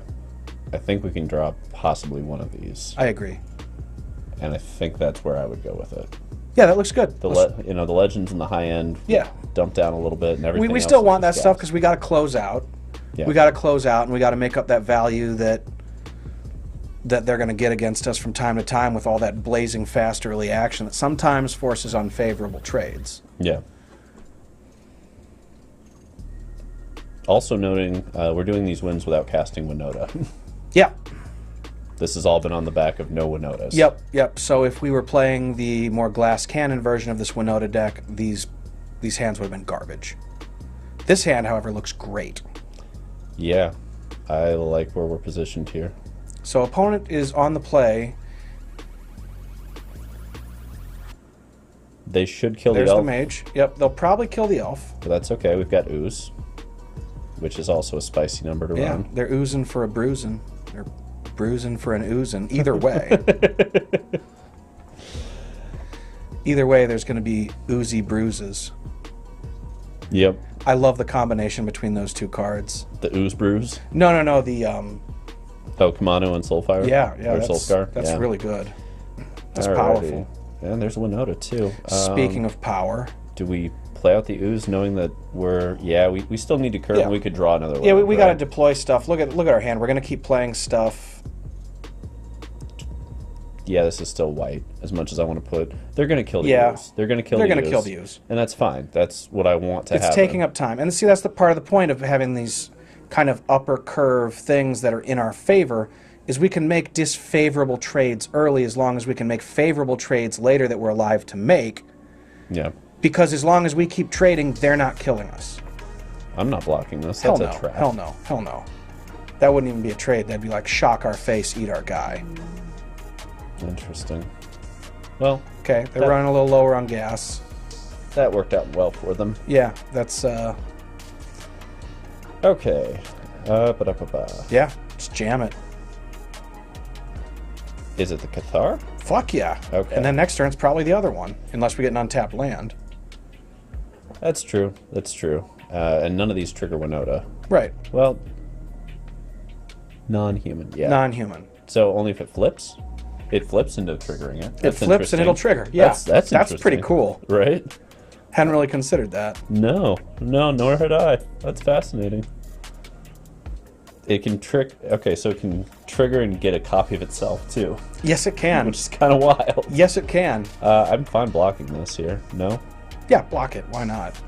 Like, Making trades, buying time. right. Doesn't bother me. They can have Soulscar back. We can still Brutal Cathar again if we need to. And more importantly... That's an interesting decision. That's why are they not just jamming that 4/3 here? Don't know. They just gave up a lot of power. So, Brutal on Robber is interesting, but I don't know if it's good enough. Oh, it's good enough. Because if they have any removal, they're going to blow us out, right? Whereas Tovolar, if they have removal... If they have any removal, they're going to spend their turn to deal 4 damage, and then we're going to untap with powerful things and lots of mana. Yeah, we untap with Winota. And they kind of have to, because they don't know that we're packing Winota, right? So they might just play something, grow that, swing past, or try and build past for the turn. I don't know. If they go into Bonecrusher is what I would assume as a 5/4. Now, this is a matchup that I would really love to have. Okay. Yeah. This is a matchup I would... Oh, God. That's bad. That's awful. And that's the card we were about to draw. Yeah. Would have been nice. So it's going to be Tovolar and Scavenging Ooze in the same turn, I think. Yes. Yes, it is. This is a matchup where it would actually make sense to have that 4/4 trample haste lifelink. 4/4 Trample Haste Lifelink. Which card In the is new this? set. I don't know what it's called. Is it Naya colored? Yeah, it's Naya 1, 4/4 trample haste lifelink. It's like an elf something. Well, that's some spicy. Yeah. Okay. And actually, I could kind of see that as a sideboard sort of 4/0, because look at what's happening here. We're going to deploy Winota, but Oh, they get... Oh, no. Well, only if they attack with what? Attack with a rogue. Are any of these rogues? No. So as long as we kill their shit, they only get the ooze? Yeah, let's kill the rogues. So it's kill rogues, Kill they the get rogues. ooze, and we take... I mean, it's... Yeah, That's fine. Ooze is only a 2/2 for them. It's a grizzly bear. Yeah, it's true. Grizzly bear and we get Winota. Right. And Winota doesn't have the ability to go off right now. Right. And this is kind of why I like the idea of having that other 4-drop off the board, because look at all these early trades we're making, where all our Winota fuel is getting sucked up, keeping us alive. Okay. I don't think we attack here. I don't think we can. They can win off a draw a land in a Den of the Bugbear. But if we had that 4/4 trample haste lifelink, Does it have vigilance no, or flying? no, it has trample haste and lifelink. Okay. Interesting. Okay, so there's the Bonecrusher. And there's the Esikas. That's pretty spicy. And now we're sitting at parity. We're Yeah. passing. Yeah, I think we've just stabilized. Probably. Depends on what they have in hand. But We could untap to a broken turn. All right, well, Right. Winota's looking better than that 4/4 right now. Yeah, it is. Just a little bit of setup and bam. Yeah. Yeah. Depends on what they do here. But this is not a place they want to be. No, we're in great shape. We're in great shape. This is probably Okay. desperation time. So, yep. I think we equip no. Activate, get the chariot going. We're past the crew point. Oh, are we? I wouldn't block that then. Because it has the potential, the ability to grow. Well, if that's the case, then the way we need to do this is going to be that and that. And then flip this over here or not at all. That has me leaning toward do the prior blocks but leave Winota out of it. Well, then we have no way to activate Winota except for Chariot. Okay, I guess that's true. We could still Chariot in. And Right. Right. Okay, let's try it this way. So removal's not super useful for opponent at this point. We're probably taking one from the Soulscar Mage unless they want to point burn at our face, which I guess they could get us if they had, you know, bolt or something like that. But They're pointing it at the face. Okay. need another. Top. Okay. Gonna be interesting. They should have it then. Maybe. We're at 3. 3 is the wrong number for the kind of burn they're packing. So we are gonna flip there and smack. Yep, cruise And then smash. we should have Toby, but let's... Yeah.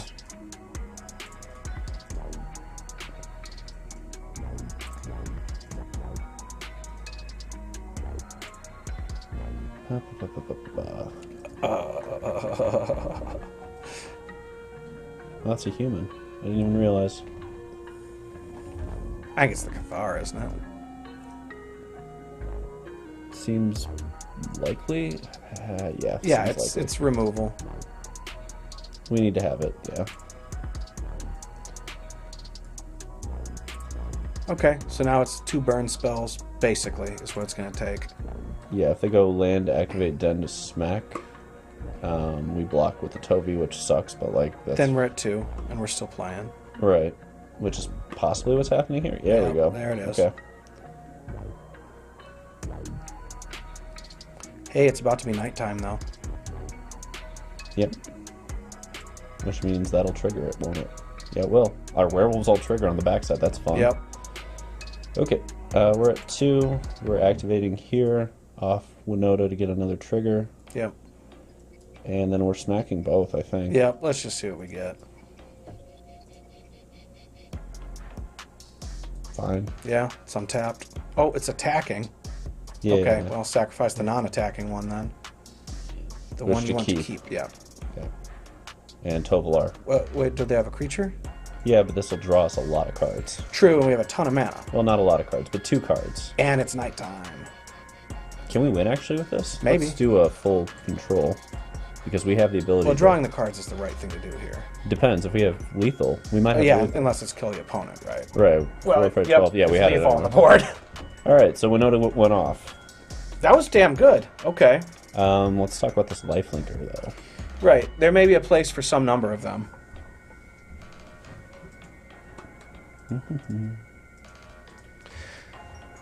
I could see possibly running one over Chariot number 4.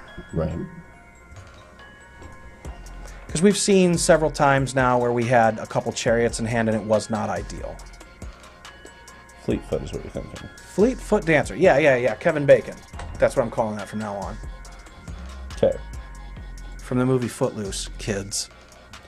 So we like Fleetfoot. I'm thinking perhaps in the main deck over Chariot number 4. It's interesting. Okay. Crafty craft. So one on the side, one in the main. Yeah, so the reason I like it in the main is we've seen a couple of games a couple of times where... Thank you, Lord Skitham. Who Huh? was? What's Skitham. Nice comeback, my lords. Haha, hell yeah, Skitham. We got there on the narrowest of margins, but we got there. You just believe you're lucky, and then it'll turn out that you're a white guy, and what do you know? It's the world was made for you, and apparently magic too. Failing upwards. Right? As we Yeah, should. yeah. It's weird. Do you want to rock one more of these over a volatile? No. No. I like where it's at with the 4-drop slot that we kind of have, the natural acceleration to it. It's another card for Winota to grab. It doesn't grab one from Winota because it's not a human and it only grabs humans. Oh well, either way. It's Okay. another card to work with Winota. Yeah. I mean, I'm loving that these all flip into working with Winota, Yeah. and Winota can grab them. Yeah. Are there more flip werewolves that are interesting, even if they're not amazing? Are there other ones that are interesting? I don't know. There's the one that does the Boros Reckoner thing. That is interesting. So let's see. Ill-tempered loner. That's interesting. If it flips at nighttime with Winota swinging and they've already... well, then they can't block, right? Let's see, hang on, whenever permanent still that deals that. Yeah, you're right. Because then they're just done. Okay, that's interesting. That's very interesting. I'm tempted to run one of those over one... because the triggers don't happen with Winota. It'll already be tapped and attacking, right? Right. But this doesn't care, and you can still pump it. True. I'd put it in ahead of the Dancer, though. Over the Dancer? Yeah, Okay. because it has more synergy with what the deck's doing. Right. And then we can just try the Dancer off the board. Although I don't know what we're boarding out for it. Fair. Let's also note that this is a thing. The beginning of your end step, if you didn't... That is a thing. That's a very interesting thing. This is although it's where- another 4-mana thing. But it's a thing I'm debating for, like, control off the board. Because that's a lord that flashes in. Sure. What are we siding out? Winota's? Well, the ill-temper definitely can come out there. Sure. And something out of these is really the question.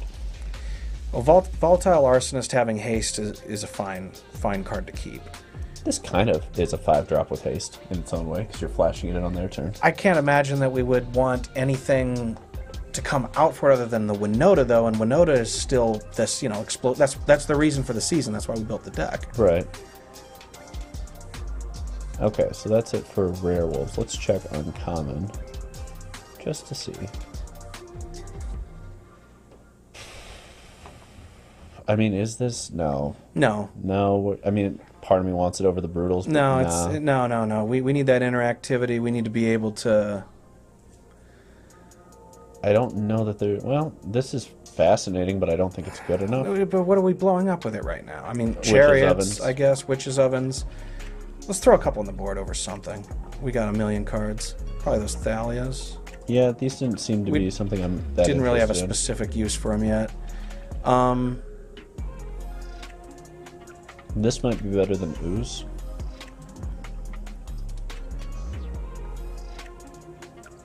Maybe? It still rules with the Tovolar and all that. Yeah. And 3/4 vigilance is a lot. And the And problem you don't have to spend any mana on it. well, Yeah. the 3-color mana base is why I'm debating this, because 3 colors is a lot to make Ooze do more than 1 a turn. Sure. And I can see games where we would prefer that over something up the curve potentially. Let's see. I suppose... All right, sure.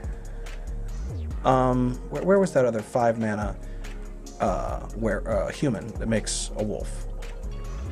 5 mana human. Yeah, it was Selesnya. It's 5 mana. That guy. Tolzamir. Do we want to consider a Tolzamir, perhaps? That gains life. That gains life, and it makes a wolf. It might be better than the Fleetfoot. I think so. I like it better as a 1-of here. I'm more intrigued by something like this. Definitely. Yeah.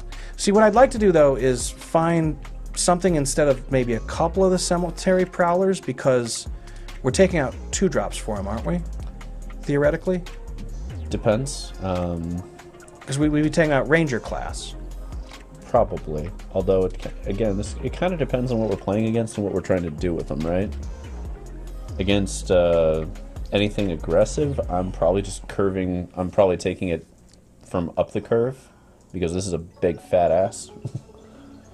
And it's vigilance, so you can just keep on beating with it. Perhaps. All right, well, whatever. Let's... I like 3. I don't think we need the 4th. We could find something else. So the question is what we're looking for here. Let's just grab something and get rolling. Let's grab... Or maybe another ill-tempered outsider, something like that. Yeah, it makes combat math incredibly difficult. Right, there's other mid-range decks that's going to be spectacular against. And it'll take some of those unfavorable trades and make them seem a lot more favorable. Agree. Yeah. All right, there's 15. Run it like that, and we're good with this? Yeah, let's give it a crack. Let's give it a crack. Let's see what's going on. Let's play a little Dora. Let's play some Dora the Explorer.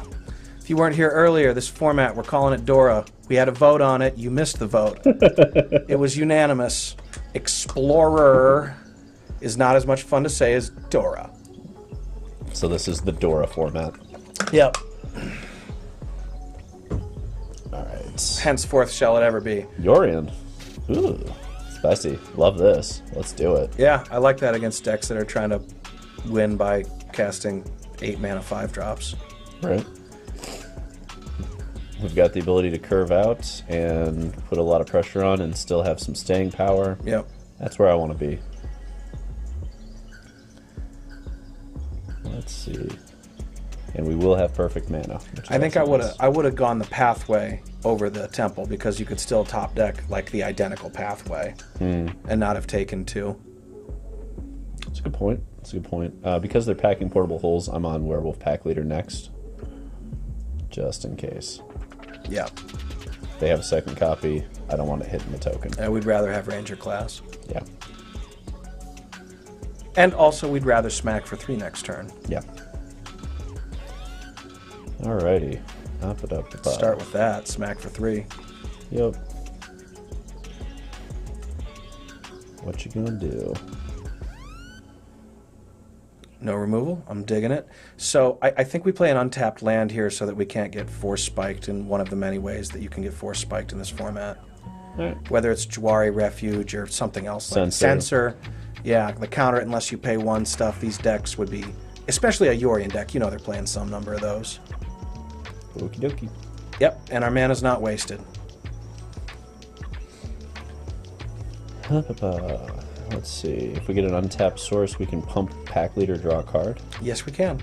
And if we don't get an untapped source, I guess we can... Still pump Packleader and hit for 5. Yep, hit for 5 instead of 4. Or we can cycle a land if we need to. That actually sounds... Okay, never mind. We'll just smack with both of those and play Ranger class post-combat. I think we play Ranger class, pump Ranger class, then smack with 1 and bump it up to 4. Yeah, I dig that. And if they're gonna counter it, then they gotta do it pre-combat, which I'm also a fan of. Yep. If they have the Eiganjo castle, it's kind of a bummer, but... No, because we still got the most out of our mana. Yeah, I mean, we're still gonna... They're trading 1 for 1 and we're getting value. Right. What you got? Show us what you got. Just play it. Just play it. Whatever, bro. It's gonna be March. Yep. It's always March. And depending upon our draw, we may wind up cycling that garden at some point. I'm fine. Yeah, it depends. I'm fine with keeping it to a degree. Just depends on whether we draw another land. If we don't, then I'm fine dumping it down so that we have Volatile Arsonist rolling. Plus, if we're Omen gonna... of the Sea is... I get that it's a Yorion card. It just seems like this format would have better stuff in it. Okay, so we can play this and cycle instead of dealing 1 more point of damage. Or we could play nothing, attack with both, and then bring the Ranger class to level 3. Against a deck that probably runs Doomscar. Is that the idea, basically? Yeah. Okay. We're not pushing a shitload of damage through. They're at 17. We're strapping in for a long game. I'm dumping it here. Yep. Even out how they have to deal with this. Both of these probably go through. Okay, cool.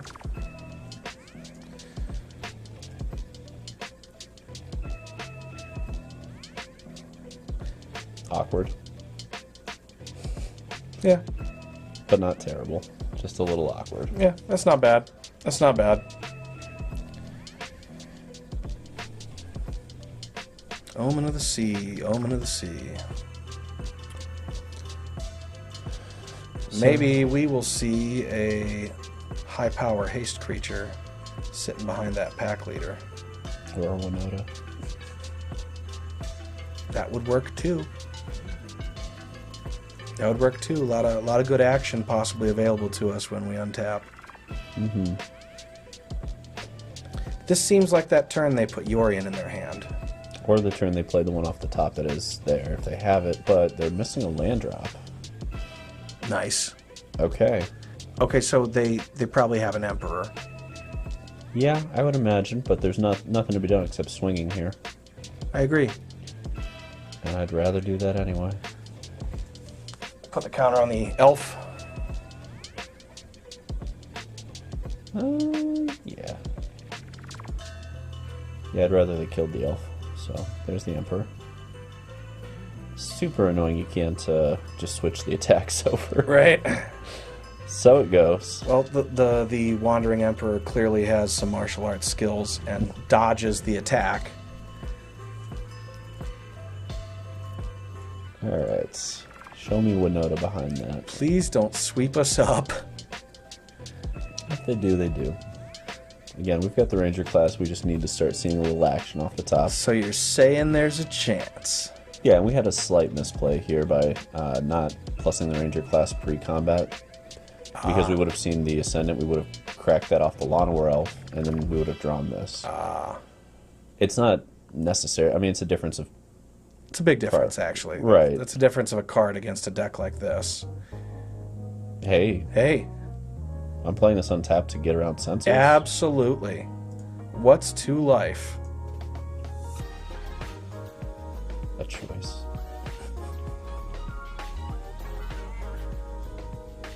You want to know what I love doing? Attacking.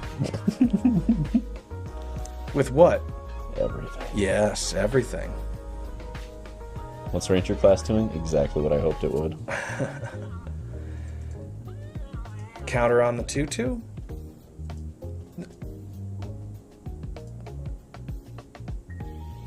Yep.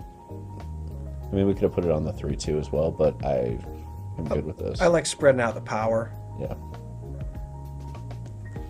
This is about slaughter. And this puts them to 3. Nope, not quite. Alright, that's fine. They get the Volatile Arsonist. Yep. But we get Brutal Cathar off the top to deal with the issue. And they go down to 5, or they do that. Okay, and they go down to 8. Sure.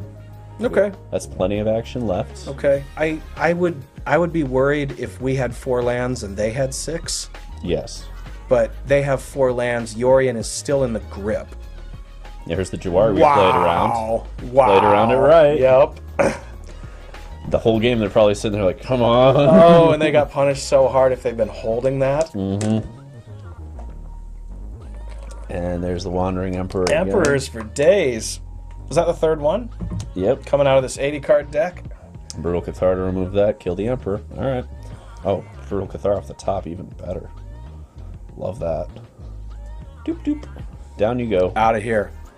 The fuck out of here. Out of here with that bullshit. And I think it's Pack Leader still. Yes. Let's present lethal. Yes. Have the answer. Yes. I'm in for all of it. And if they play a Yorion, I'm Brutal Catharing that too. Yep. Who knows what's on the top of the deck? Could be anything. I love how explosive Ranger class and Winota are together. Yeah, that's a nice combo. Okay, Bomat Courier's a thing. This is what we brought in. Yeah, let's bring in the 4 couriers. Let's take out the 4 Llanowar Elves. Let's take out that ill-tempered loner. That's not what we want here. No. Outlands are great. I really like Outland Liberator here. Board 1 out. And Yeah. I think it's probally 1 Cathar. I agree 100%. I agree 100%. They're good, but we don't want a shitload of them usually. Yeah. Well, we had more than we needed in that game. Yeah. Okay, so leave it like this, run it back. Run it back. Let's do it. Although I will note this gets around Wandering Emperor because Vigilance. Interesting. Interesting.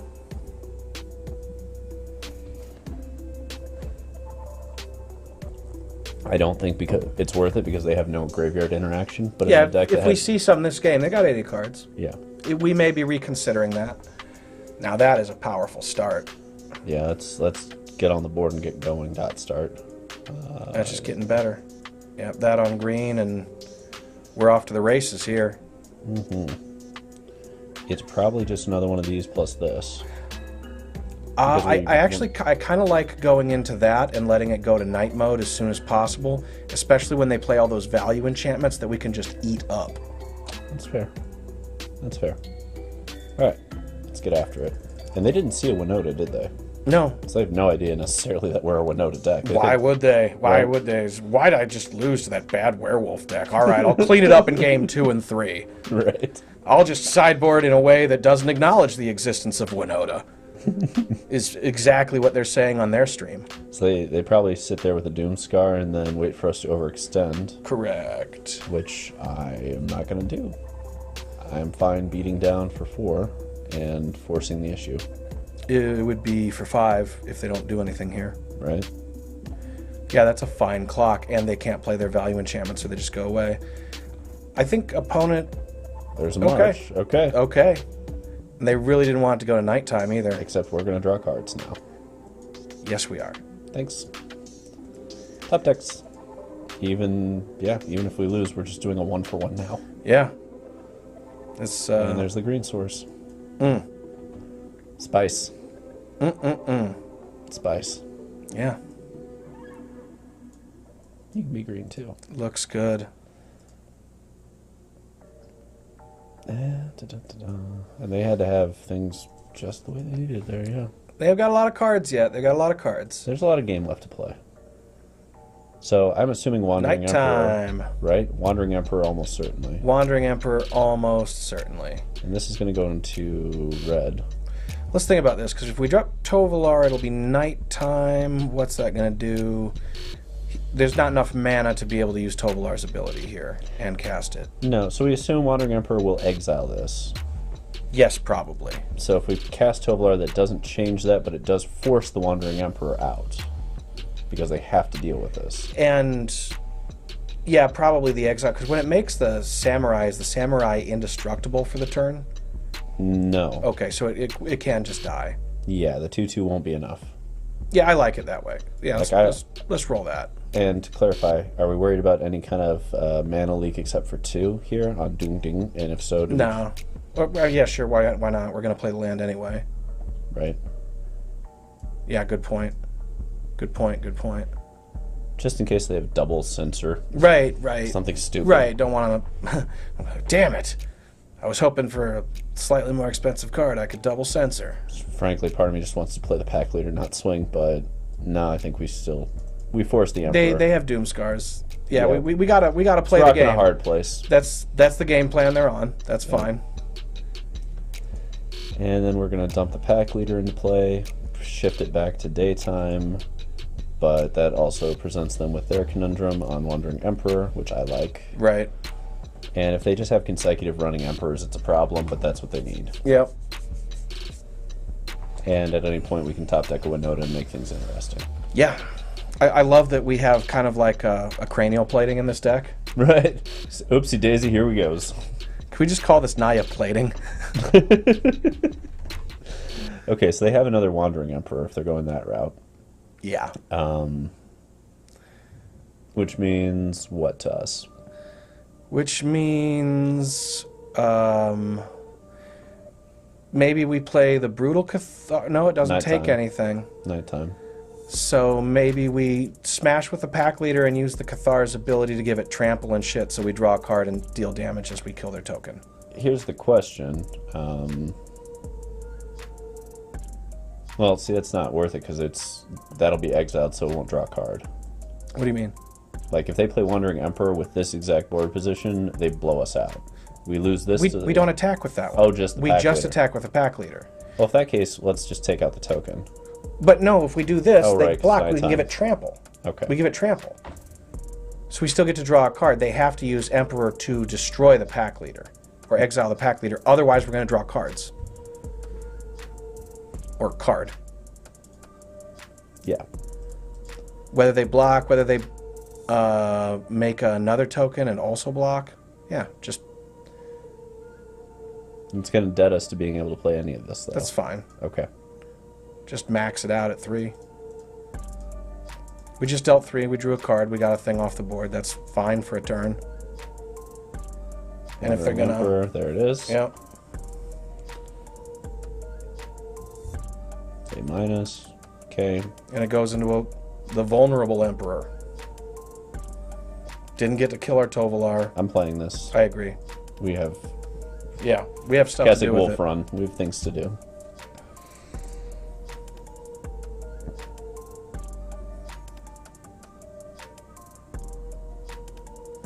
All right. All right. Yorion to hand. Dropping plates on your ass, bitch. Yeah. quoting some Disturbed. Is there something we can turn on so that... Oh, no, we can't hear anything anyway. Yeah. Yep. Okay, so they have another Emperor. Is the odds on that? Is that the third Emperor for the second consecutive game? So if you want to swing into this, we're fine. You can play another Emperor. Oh, and just like that, we don't care. Sort of. Okay, so we swing. This can Keswick Wolf run itself, but I'm not even going to bother because I know they're going to do that, and I will trade that straight up. Sure. And I'd rather force the issue. Sure.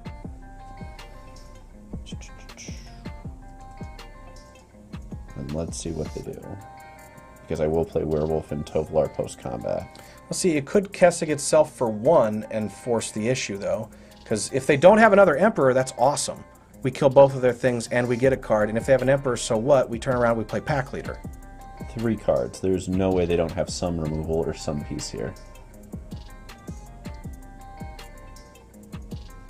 They might not, though. I mean, they've used a lot of it. We don't know what's in that deck.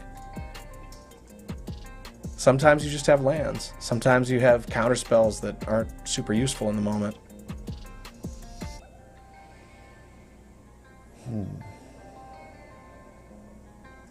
Okay, that's a good sign. They're hunting. Gotta make them have it. Gotta make them have it. Well, the problem with this play, Jesus, okay, 2 on top, not a good sign. The problem with this play is we don't get to go boom boom and then have this up, which...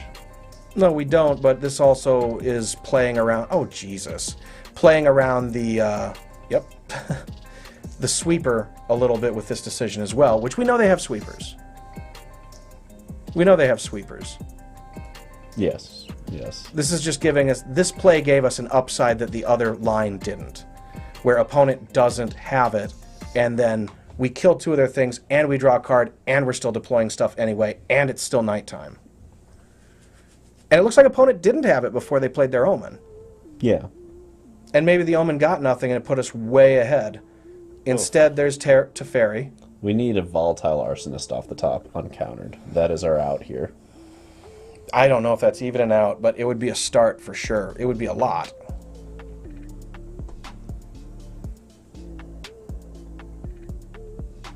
No, it'd be an out. It would kill Teferi and Wandering Emperor. Okay, That's not what we got. Okay.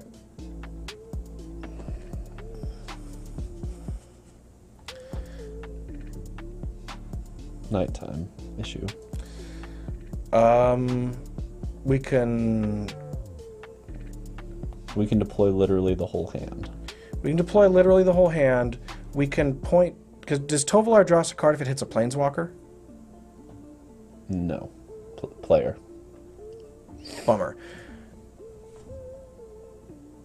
Like, could we cast a Wolf on it for 4? Yes, but we'll still lose it and the board, and they'll have a Teffi. Right. And I think we're better off forcing the overextend on the board. Yeah, I think you're right. Yeah. And we'll still be able to do an attack this way. Although... I'm not thinking we're swinging, man. I'm leaving it for... Yeah, because otherwise we're just trading for a 3-3. And I would rather put all the pressure on the board right now, have that flip because it'll go back to daytime, take out their 3-3, force them to have a Wrath. Oh, right. I keep forgetting it doesn't always just take a thing when it comes down. Right. And this way they have to deal with The casting Bomat I'm not so sure about, though. Because we just made their Wrath better by deploying a 1-mana haste creature. I'm doing it because if they have a Wrath, they win the game. They've got 2 walkers plus Wrath. That's game. That's a good point. That's a good point. That's a good point. Okay, so they're not going to kill any of these creatures on our turn, which means that is going to get rid of that. And I like... Looks like opponent's doing some thinking. Yeah, they still can't quite bring Yorion in and cast it in the same turn, which is a good thing. So they should have this game, but we are going to see what we can do. And we are going to force them. Yeah, this has been opponent's game to lose for some time, which is, I think, why people are typically not very fond of playing against Yorion. You know, because it looks like we lost this game 5-6 turns ago, but you don't really know. Yeah. Until you play it all the way out. Yeah, there's that. That's also a good sign. Right. That's a lot of hunting. Right. They can make a lot of cardboard, but they don't always have what they need. And, wow, they had 3 Wandering Emperors 2 games consecutively. They lost the first game. After what happened just there, we're not going to see a sweeper this turn yet. No. They just made a land drop. There's even the 4-mana sweepers, they can't cast them.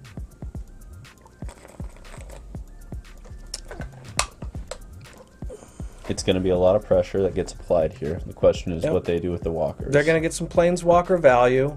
They're going to... But again, at any point here, we can top deck Winota. Yeah. Which they still don't know. Granted, these 3 don't trigger it. Because they haven't flipped. Yep, okay. So that means they're buying a little bit of time here. That's pretty reasonable. And, yep, it's literally just buy time. Got it. So we're going to get a draw off the Werewolf Packleader. And it can get Trample. And there's that. Okay. And that's probably better than Trample on the Packleader. Because we can get a +1/+1 counter over to it. Yeah. Yeah, or we can put it on the Cathar so that it's got to be a double block on... Or we can put it on the Courier so there's no free block. I like it in any of those places, but I think I especially like it on the Courier. Well, they can't absorb it because they got Field of Ruin in play. Right.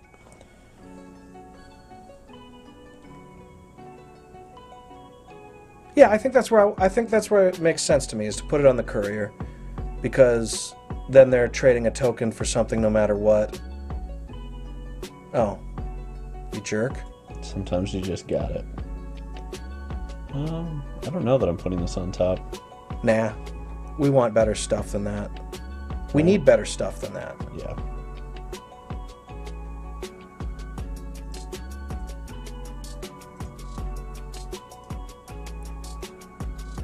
Still the Courier, I think. Probably, yeah.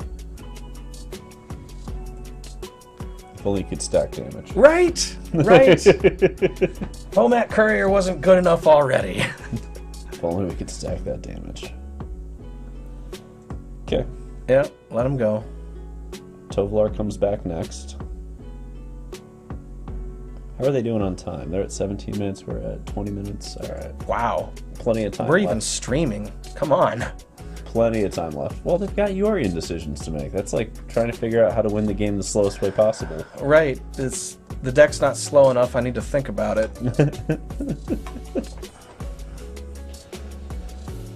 Alright. At least they've got that really amusing fake projected koi fish.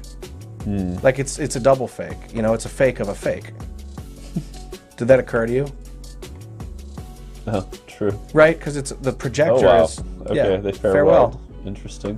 A simulacra of a simulacra. We're fucked now. The question is, do we want to play for the time? No, let's go to game 3.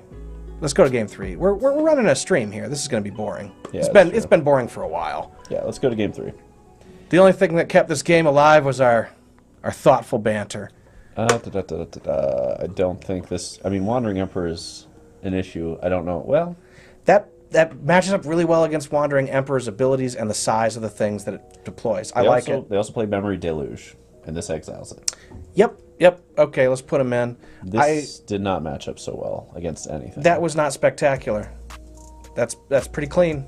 I think that's as clean as we get on And this. that's another thing to trigger Winota, I suppose. The question is, do we want the Bowmats or do we want to go more explosive? We're on the play. I think we put the Llanowar Elves back in. That's a good point. Like I want the ability to go Llanowar into like Peck or just into that. Yeah, absolutely. We're on the play. Yeah. Let's be explosive, especially against probably the slowest deck in the format. This has to be. It's Yorion. Right. It doesn't get slower. Right. We can do better. We can do better. We can do better. Well, we did better. That's as good as it's gonna get. All right. Tossing elves, tossing arsonist. Yep. That'll do. We're on the Chariot gets there dot plan. Maybe. Okay, for the record, the courier would have felt better here. Yeah, a little bit. Yeah. I'm regretting this decision already. Then again, maybe we top deck 3. Tovolar. I was gonna say if we get any, that's never not mind. I'm pretty good with this. Yep. I'm flipping this over to white. I agree. And leaving that for a moment to see. Yep. And now I like it quite a bit because if we can get turn 3 Chariot, that's a much better play than Bowmat. Yep. I agree already. I was hasty, just like the Bowmat courier I love so much. Yes. Esika's coming. Yep. Dropping those plates on yo ass, motherfucker. Do we swing the wolf? Fuck yeah. Yeah. Why not? Why shouldn't we? Get a Bist or trade both. That's fine. Yeah, still gonna have to deal with it, and Ranger class is gonna make that Chariot pop. Actually, to make the Llanowar Elf pop. And we can cycle this if we need to, but we're probably playing it. Probably playing it. Because we want the ability to go to the next level on that quickly. And to get doubles of our other colors. Right. There's a Tovolar. That's spicy. No wolves, though. Oh, well. So... Crew, Chariot, Smash, all... Right? The question is, do we want Tovolar or do we want the +1/+1 on Ranger for Elf to help crew it in the future? Let's... They don't have Doomscar next turn no matter what, though. Right. I think let's Tovolar and land then. Because we'll make up the cards just by the draw we'll get off of Tovolar. Okay. Even if they do sweep us. And we're kind of forcing them to be able to. Yeah, and we're behind on cards, so we need to. Yep. So we're smacking both then. Yep. Smacking both, dropping Tovolar, making land drop. Okay. What are they gonna do? What you gonna do? If they want to go into the Wandering Emperor plan, that's kind of slow for this board position. Right. Do they get to finally force spike us? They do. Nope. That's perfect. Cycle. Yep. Cycle. All about it. If they don't have Doomscar here, but they have Wandering Emperor into Doomscar, it's still not great for us, but it's not terrible yet. If they have Shatter this guy, it's awful. but they need a Wrath. That does not fix all their... Okay, there it is. Roll to 5 and get there. There it is. Roll to 5 and get there. There it is. All right. Naya Werewolves with Winota. Spy. Did they see a Winota in 3 games? No. Not even a month. No, Not even but a we little. saw at least 6 Wandering Emperors. 0 Winota. Still got there. Can't say the same of any other Winota deck. Wow. That's some serious Yeah, spice. yeah. This is... I think we might have something here. It's got some spice. We have something we can move forward with at the very least. Interesting. Each player who controls draws a card, then destroy all the rest. Yeah, that's kind of interesting. It's a very interesting Wrath. Yeah. Huh. Alrighty, I'm gonna check the trash compactor.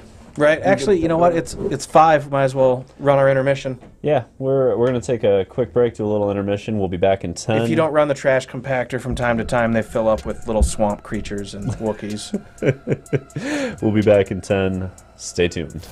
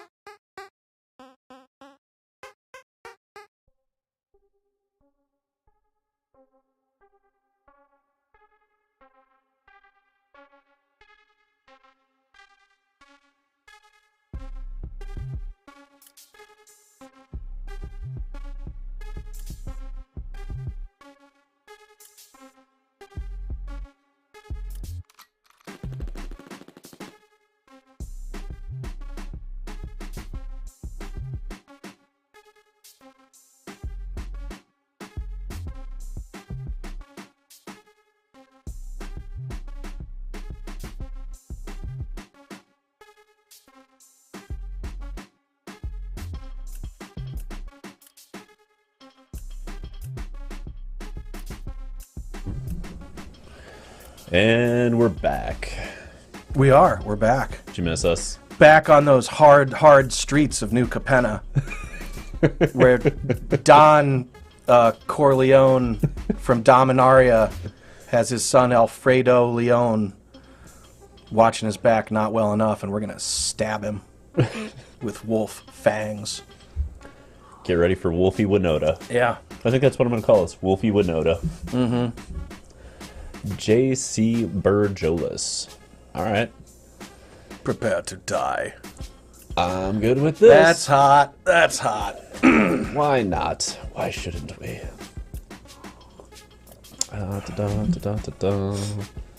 Yeah.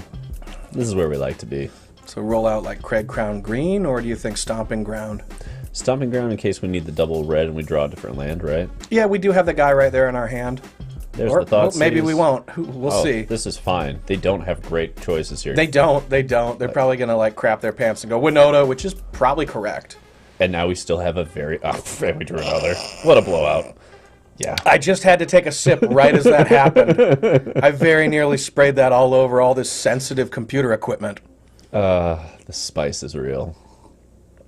All right, Bonecrusher. Sure. And we drew Isn't that like another. a recap of your dorm days in a certain way, is blowing it all over expensive computer equipment? Right. Okay, so we have a few choices here.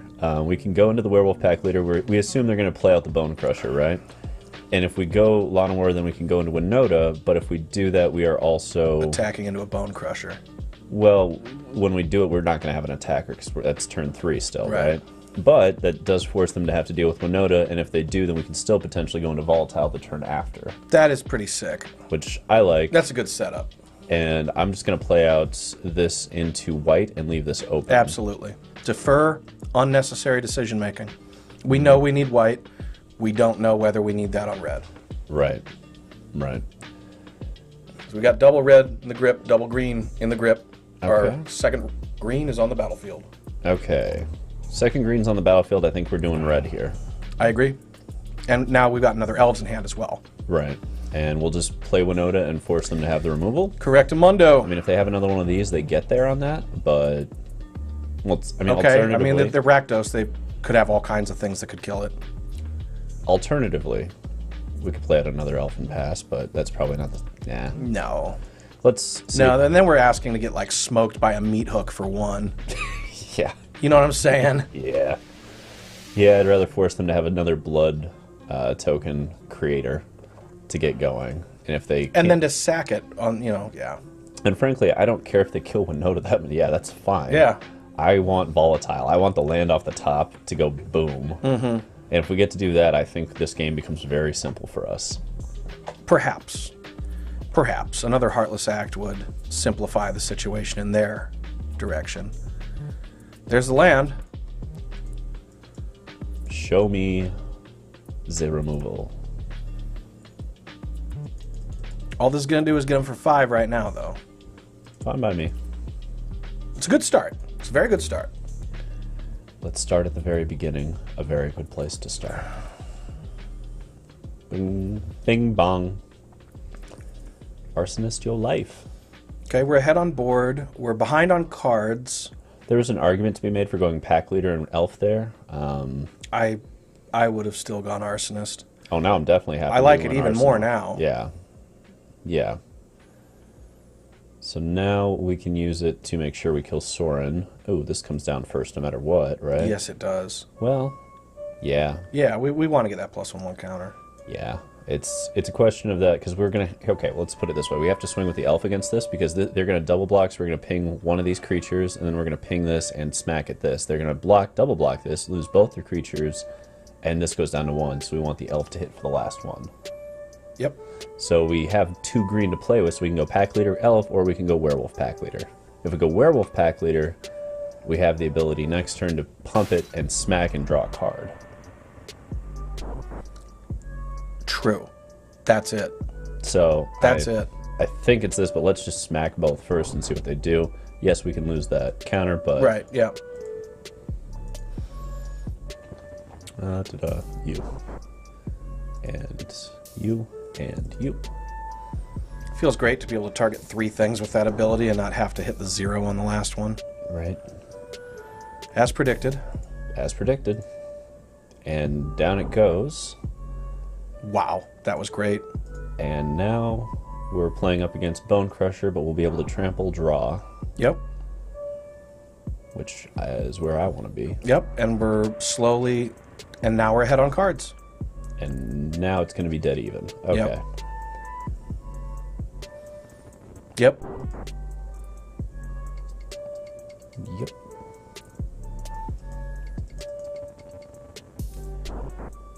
Not bad. Not bad. We'll go Tovi in this next turn. They're going to block, yep, right there, and Bonecrusher should block Pack Leader. No, didn't. Interesting. Okay. Very interesting. They didn't discard, so they like whatever. Oh, boy. There's the blowout. All right. That's quite a top deck. Yep. There. Quite the top deck there, Rakdos. We've been undone. We've been undone. Okay. That's it. Let's go to the next one. Not quite. Really? Not quite. All We've right. got Tovi, we've got Pack Leader, and we've got Elf on the same turn. That presents a certain amount of pressure going back. Yes. Okay.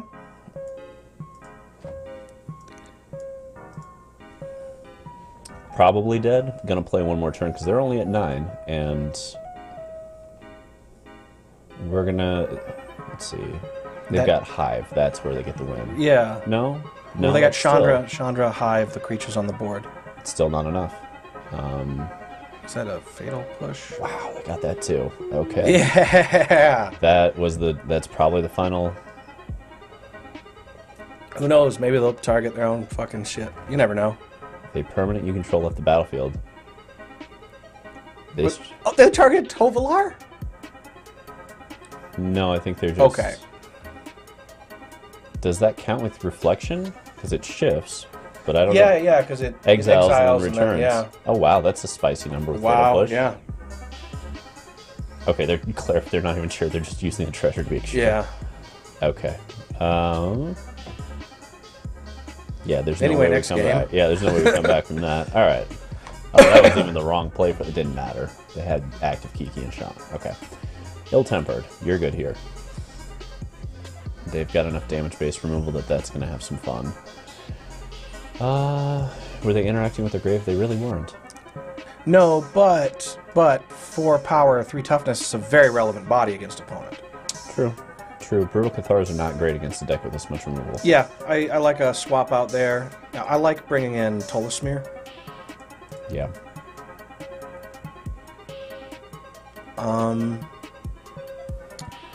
Let's see. Yeah. Yeah, that's reasonable. And I think that's enough. Yeah. I mean, The only other question is perhaps Outland Liberators, because we might be able to just snap up those enchantments and clear them right off the board by attacking. And that's the only way it works, though, is it has to go that way or else it's not. Yeah. On that basis, Seems unlikely. yeah, Ranger class still better. Yeah. Let's push it this way.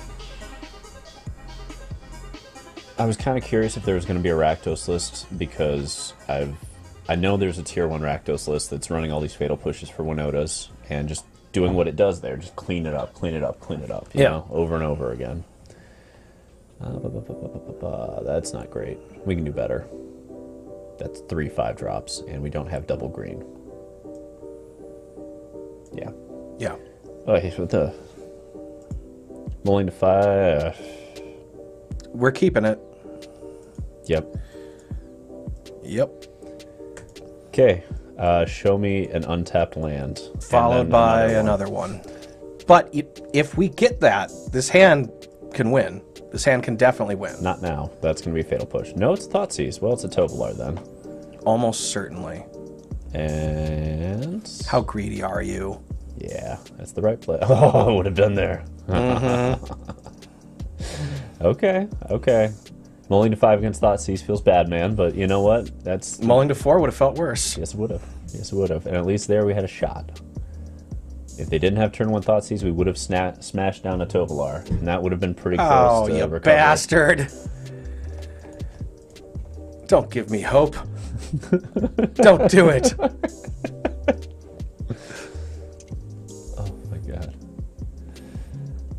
Yeah, another one of those classic, okay, we're gonna lose, but I don't know, maybe we won't kind of moments. Right? You know what, that's a 3-3 now, so meh.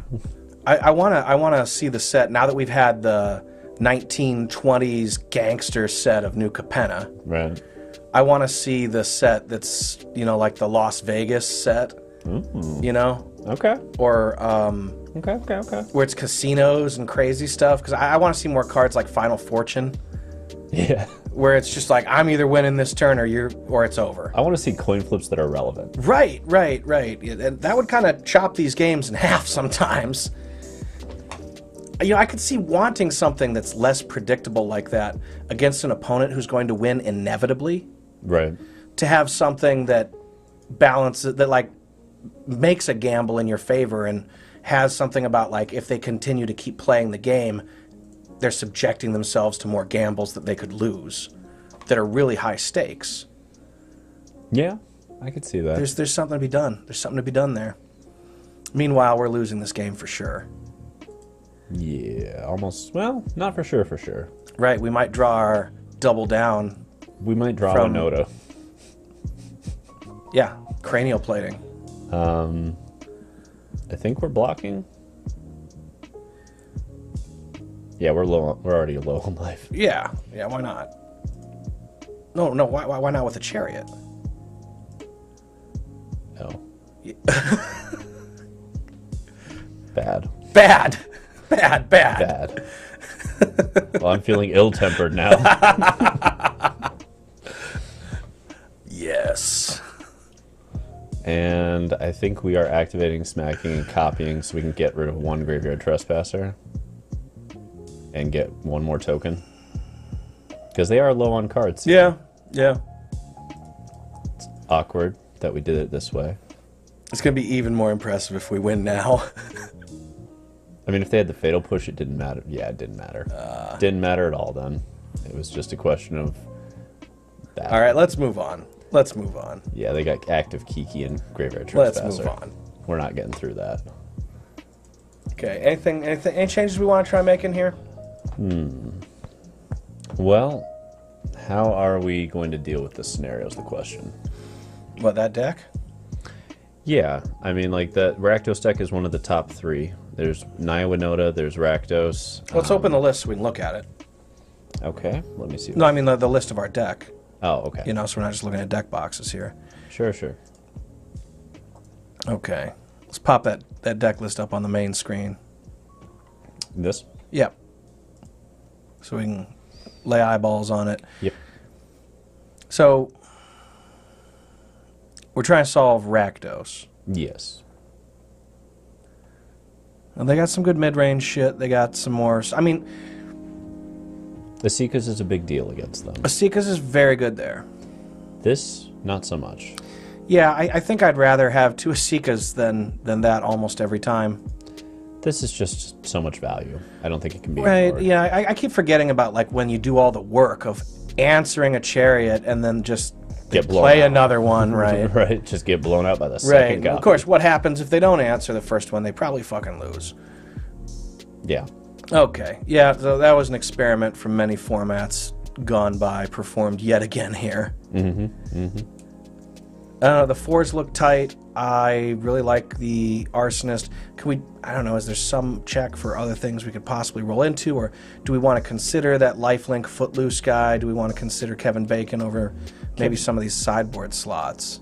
Not against Rakdos. Kevin Bacon's not going to save our bacon there because it's fatal pushable. You know, like that's the problem with this is we need something like Esika's where it's creating a 3-for-1. Okay, well, Tolasmir's good for that. Tolsmir's good for that, and probably a better call. Yeah, I like... Yeah. Tolsmir's good. The creature being able to fight the Kiki is a big deal. Yeah. I do like the Cemetery Prowlers. Yeah, I think they're strong. How do we like the Bowmats? We haven't really had enough time with them yet. Right. Although that game where I was advocating for siding them out, it wound up being correct to not do so. And I think I only needed to see that happen once. You mean the one where you're advocating to not side them in? When we went with elves because we were on the play. And then ended up being a big deal. Yeah. Right. Which makes me so think if it's a purely boarded in on the draw card, I don't know, right? Right. That's a lot of slots for a pretty slim situation. I think it's trying to win a game we can't win. I agree. I do like the idea of having something that creates pressure and value for us, though, and does it early. Yeah. Well, let's see what we got in our Resident Wolves. Suspicious Stowaway is kind of interesting, but we're not in those colors. Yeah, that's the unfortunate thing. If we were, I'd be far more intrigued. Right. Sometimes I forget, and it's like, oh, you paid blue, turn green, not the other way around. Yeah, if you paid green and it went blue, that'd be awesome. Right. I would be playing them. Nothing there. Yeah. No, there's nothing A lot of limited all-stars, but not constructed all-stars there. No, I don't think we're going to find it in the tribe. I think we've got to look for some... Well, there are things that create value at instant speed. 4 mana. We got a lot of stuff at 4 mana. This would be if we gave up on Winota post-board. I don't think that's right, though, because Winota continues to have that get-out-of-jail factor card. Night Pack Ambusher, you've got to play a game around it. And that's substantially not the game this deck's trying to play.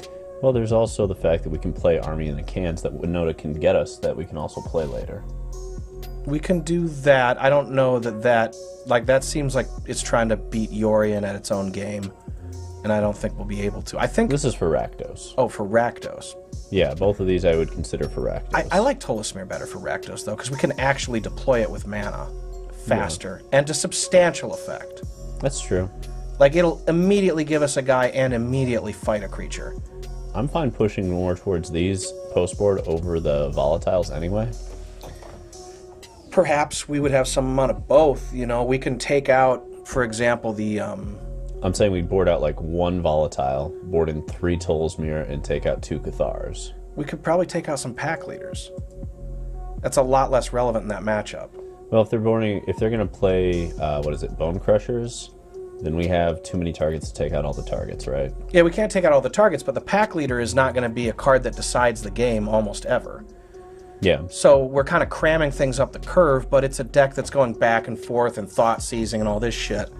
Pack leader doesn't get us deeper in the game. It's just good in the early game, but the mid to late game outclasses it and makes it irrelevant.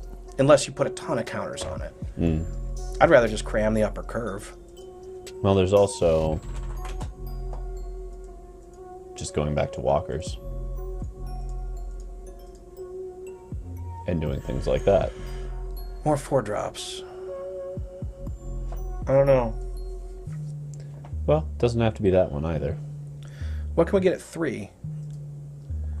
3's really the number we want here, I think. Not good enough. No. But... Where are you? That's a lot of mana. It's a lot of mana. It's a hell of an effect, so it's a lot of mana. This is the one I've been debating.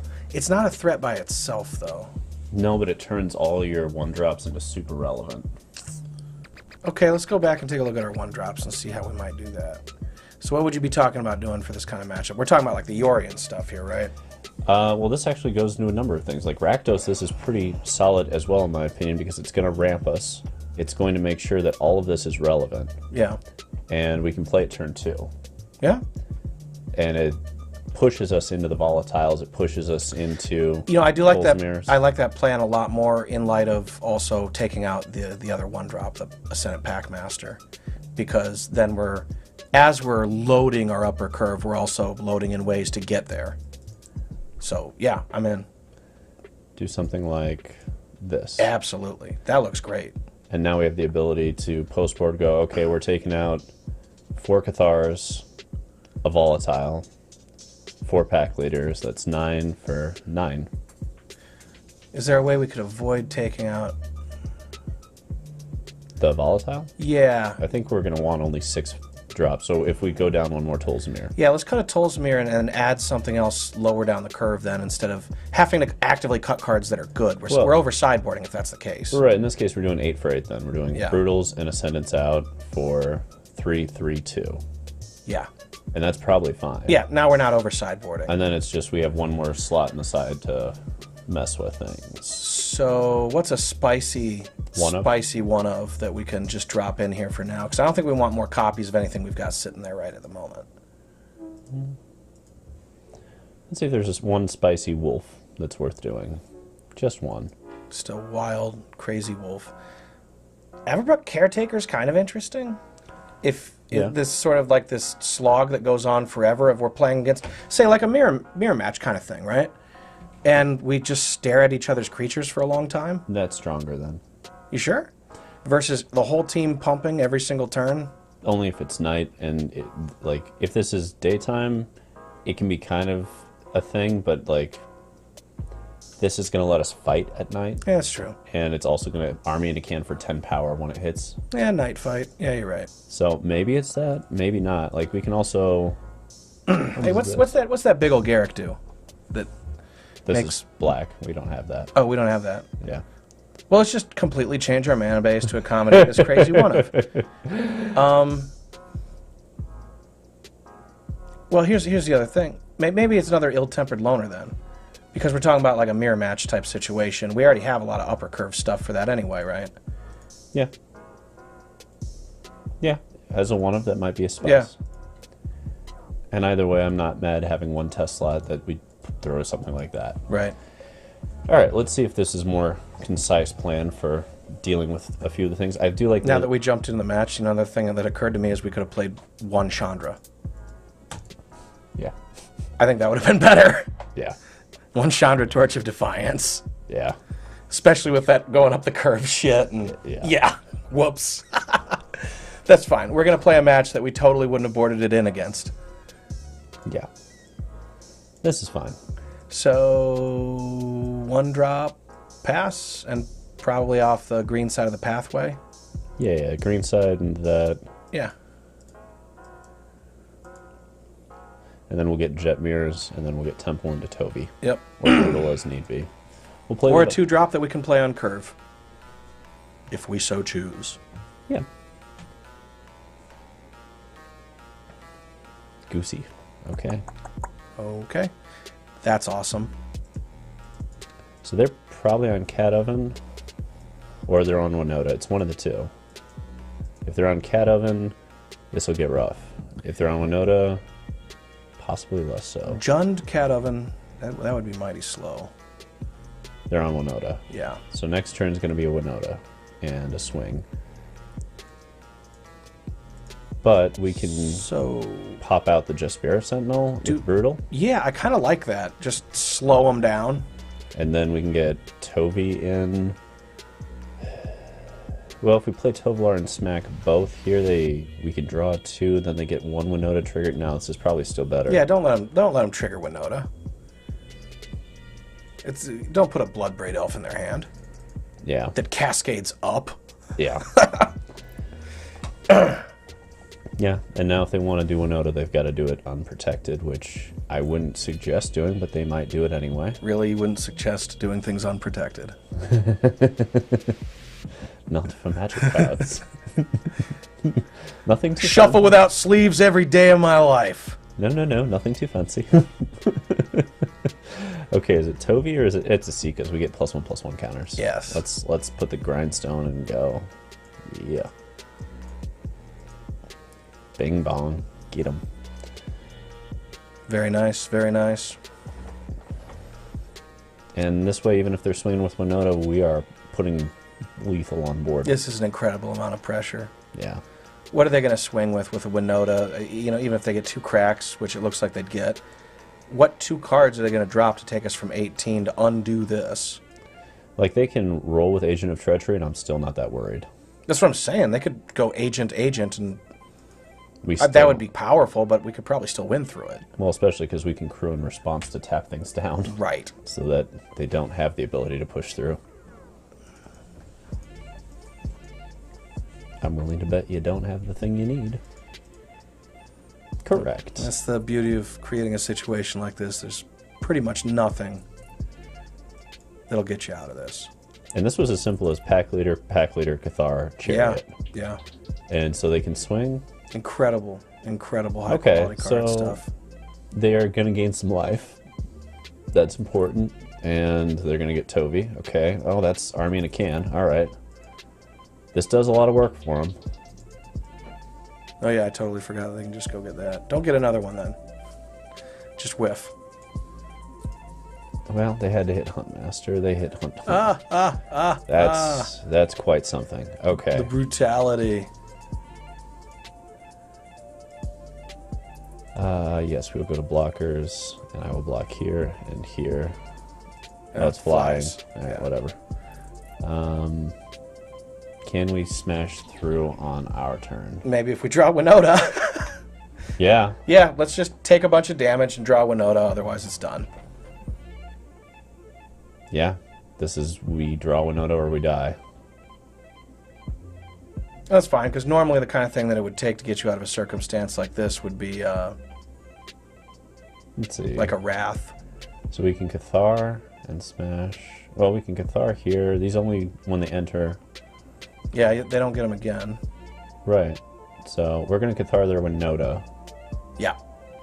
And I think we might end up just passing after that. Have we made a land drop? No, we'll do that. Well, no, we're going to do this to grab another one. Because there's no reason not to grab an extra token and force the double block Yeah, here. I agree. And actually, no, we'll use the Brutals. We're not using them. Yep, we don't want to have to block with those bad boys. One attacker? Yeah, we Yes. have to. Yep. We have to. Yep. Okay. They accept our trade.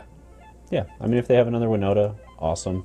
They got 2 to our 0 in that scenario with Yep, neither of us yep. doing any shuffling or any effects. But that's what it's going to take. Okay. Woof. Then they get the Winota. It's over. And It's over. That should be enough. Yeah, because they got wolves there. I want to see what else they grab off this, just to be sure Okay. of their list.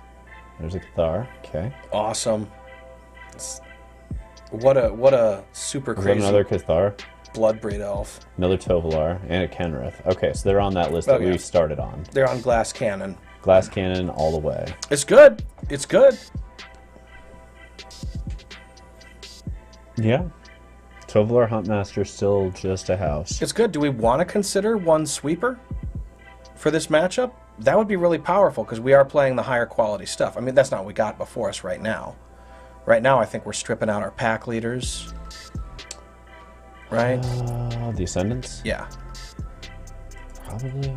So we want the Valorous stances. Those answer Winota. Yep. And what else? Well, we wanna win with mid-range awesomeness. Ill-tempered loner is very good here. Yeah, if we get to nighttime, it makes Winota almost not matter to a degree. Even by itself, just being a Boros Reckoner, that's hard to deal with. Yeah. These don't matter that much. No, do they don't. They don't. Let's strip them out. And bring in, if we've got room, those. But maybe we won't have room. The Chariots. Oh, yeah, get those pack leaders out of here. Yeah, that one too. And then we bring in a Domri. Yeah. And another one, possibly. We want a lot of fight effects. If we can keep them low on creatures, they're not going to have much to do. Yeah, We've seen that before. let's strip out what, then, to make this work? We're probably stripping out an Esika's. I agree. And I don't know after that. Probably one of the Dome Reaves. 3's a lot. Yeah. Let's try this. Yeah. This will be an interesting check. Can we beat the top deck currently in the format in its current iteration? Yegi Bombs. That's what we're playing against. Good old Yegi Bombs. Yegi Bombs. No red. That's a great username. This is an awkward hand. There's no red. We gotta throw that. It's so close, but... On the play, I'm not for it. Yeah. We're keeping. Yep. And this is also a benefit of sideboarding this way. It makes it easier to mulligan because their cards are higher quality. I think we're dumping out Ranger class? I agree. We don't have any non-humans to trigger Winota this way, though? That's a little awkward. That's true. Yeah, okay. We could lose the pack leader. Yeah, and actually if we whiff on something to do for a turn, we've got Ranger class to help us out. Although it looks like we'll have stuff to do. And unless we don't draw another land. Right, but if we don't draw land, we're losing anyway, so... Maybe not. But if we get one land, we'll get up to 4. Yeah, we can stumble on one land drop, and Ranger class will still give us something to do that turn. Well, to that end, do we want to lose the Tovolar? No, we want to curve into it. We want to curve into it. We want to give ourselves the best game that we can play, but hedge against the worst case. And I think that's what we're doing here. Okay. Because we give ourselves one stumble turn. Right. And be able to advance our game plan anyway. Right. And we won't know until this game's over which card would have been better under the circumstances. Although now we do because we drew another copy. Well, that's not... It was still the right play. The question is still Toby, though, in my opinion. Can we draw... Yeah. There's logic in that. Okay. They get to Winota next turn if they have it. If they have it. Do we do that, or do we start growing the other one? We do this because we're going to want a blocker back to block that. Sure, okay. So that way if they whiff, we have a chance to, I don't know, draw a Valorous Stance. Maybe they don't have it, you never know. Well, we could draw a Valorous Stance then and kill the Winota, which we really needed to draw that third land to get Domri to blow that out. God, sometimes they have it. Both. Well, maybe they'll whiff it. You never know. And there's the block we wanted. And there's the card we didn't. Wabam! And now we need Valorous Stance off the top, and we'll probably still lose. Okay. That's enough of that. Well, that's just a bad draw. That's an atrocious draw. And they got their best possible draw. Yeah, they got turn 3 Winota with us having 0 of our ability to interact. Okay, but let's at least take off that ill-tempered loner and throw in Chandra. That's got to be better. Yeah. I'm not. Or maybe peel off. Well, we peel this regardless. I agree with that. The Right. question is, are there other things that can blow up Winota that's...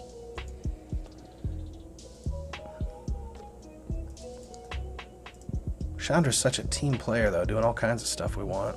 Yeah, I just want to see if there's a better answer for Winota. God, I love the art that they've thrown up here. Yeah. It's just beautiful. But, do we have anything else? Yeah, we got Red Cap. That is a 1-mana answer to Winota. It is red. Yeah, I'm into at least one copy. I'm into replacing all of Valor's Stance because they're strictly there for that match. That's a good point. That's a really good point. Yeah. Just, all right, we have 1-mana answers to this. Yep, you're right. And that way we don't have to hold back mana. Yep.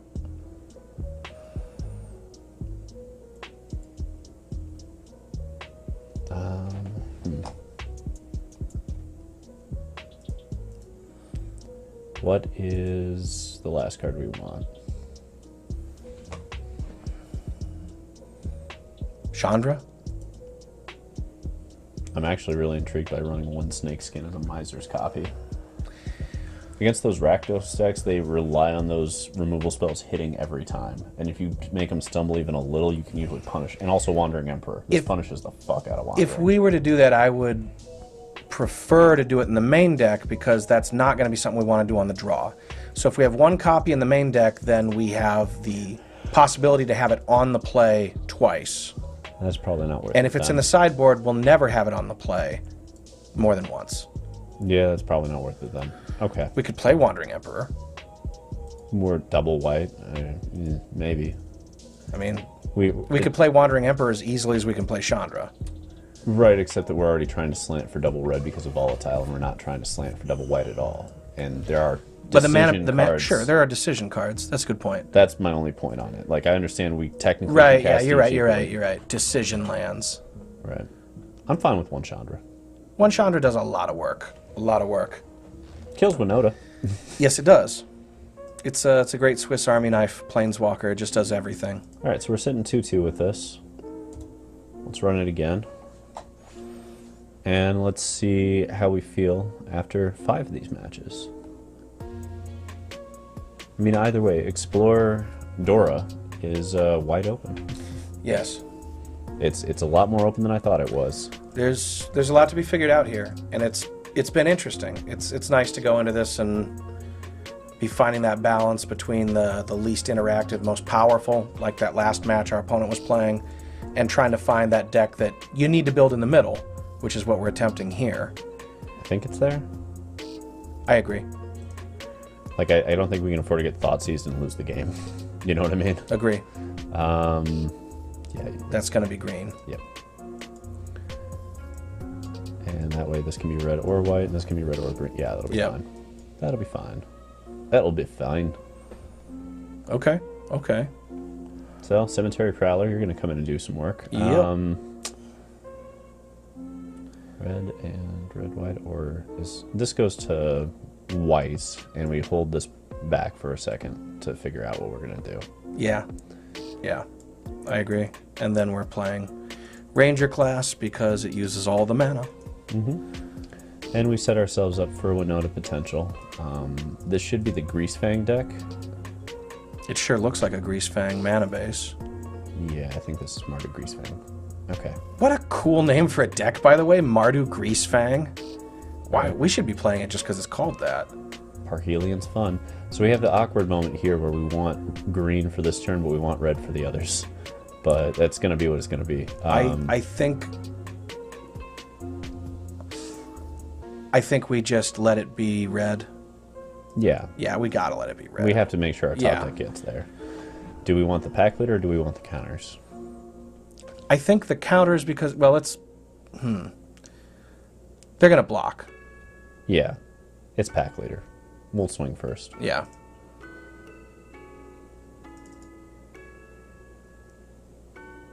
There's the block. Right. They want to go Parhelion turn 3 if they can. Which, if they get a Parhelion on this, they'll get to do. Which is quite the thing to do on turn 3. There's the Parhelion. Alright. So they're going to go Greasefang, get there. And now you see the other thing. If you're not Winotaing, you can be Parhelioning. That's going to be Greasefang. They have cooler card names for sure. Yeah. Winota's fun, but Greasefang into Parhelion is more fun? I don't know. That deck looks like there's a lot of nonsense cards in that deck, though. There is. There's a lot of air. A lot of air. A lot of air. Oh, there goes Winota. You take Winota. Silly, silly. And then you go Greasefang off a land and blow out the whole game. Because you should. If they've got Greasefang. They'll have it. Have faith. The deck is designed to have it, but there are only 4 of the things in the... No Greasefang yet. They're looking for it. Yeah, that's not a bad play, though. Well... This doesn't really accelerate us much further. Okay. This, at least... Yeah. Yeah. Yeah. Yeah, we kind of have to. And they're looking for it. Yeah, if they don't have Greasefang yet, we can't give them an easy way to get it. Yeah, they've got nothing except Parhelion. No, so what's that card in the graveyard? The... Parhelion? No, the flashback can't stay away. What's that? That gets Greasefang back and Stitcher Supplier, and it flashes back. Okay. So that's how they get it. They get it in the graveyard, and then they just cast it back that way. It's on burial rights for this. That's very cool. That's very cool. I like that quite a bit, actually. Yeah, it's got some spice to it. Okay. Smash first? Now we get the counter. Right. You're right. Otherwise, I'd be on board, but yeah. Counter time. More like hammer time. They have definitely got an awkward hand because they sat there and did nothing that turn. Right. So whatever they're doing, it's as awkward gets, but none of this is going to be lifelink, so we're good. Right. Kind of the downside of that deck, though, is that other than the Greasefang, every card in the deck does nothing. Yeah. Greasefang does incredibly broken stuff, but... You come in. Yep. You can kill Parhelion when they Greasefang it. Yep. You can get rid of Parhelions. So can Tovolar. What? Whenever a wolf enters the battlefield, you gain 3 life, and that creature fights up to one target other creature, so it can drop the wolf. Yeah, and the Arsonist can't do shit, really. I mean, no, they kind of can't. Yeah, they kind of can't. And we're trying to be pretty low to the ground here. Yeah.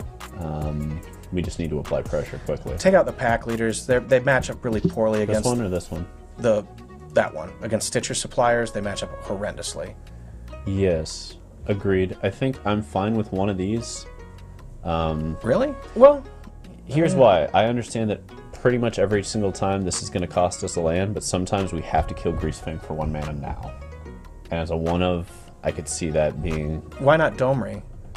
Because of instant speed. I guess. But are we really going to be leaving our mana back to do that? Well, I'm talking turn 4 or 5. If they haven't gone nuts and we've established a board, being able to hold that back is... Because they're not going to present a board, they're going to present nothing until they get to Greasefang. Like, that's what they present until Greasefang is Stitcher Suppliers and Fables. Mm-hmm. All right. Fine. Give it a try. Just as a one of. I kind of like Domri, just because we can fight. I understand your point. Let's try. They'll already get to do their thing, but at the same time, we won't be blowing up our own shit. Yeah, the problem with Parhelion is, unlike Winota, the Angels come in Vigilance, and they're 4/4s, and then they have 8 power on board, right? Which is a bitch. But Domri can help us fight through that. I don't know. Maybe you're right. Is there an opportunity to do that? Because does it have to attack, or does it ETB reanimate? And crew. Goes to combat. It's like Luminar Casper. Okay. Yeah, I support 1 melee then. Yeah. So we have our chance with Outland Liberator also, because it can blow up Parhelion before that triggers. Right. And they have broken draws, but we have pretty good ones too. So we're just going to see who goes nuts faster. Okay, so that's starting out on green, and we'll hold both of these for a second to figure out which way we need to go.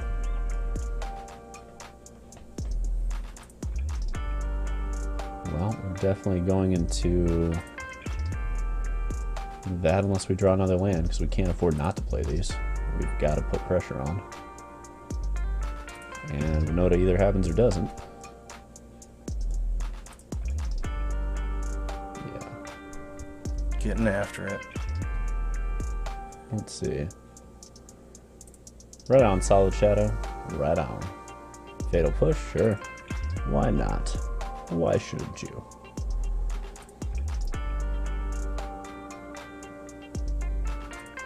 Watching the stream at work, support that 100%. Okay, so I'm Brutal Catharing that. Oh yeah, for sure. Let's just get that nonsense out of here. Hasta la vista, Gabo. And that's part of the point of Brutal Cathar, is it also answers those stupid angel tokens. Yeah, your deadly disputes don't matter much when I'm getting rid of your only way to deal with stuff. Shutting down your thing.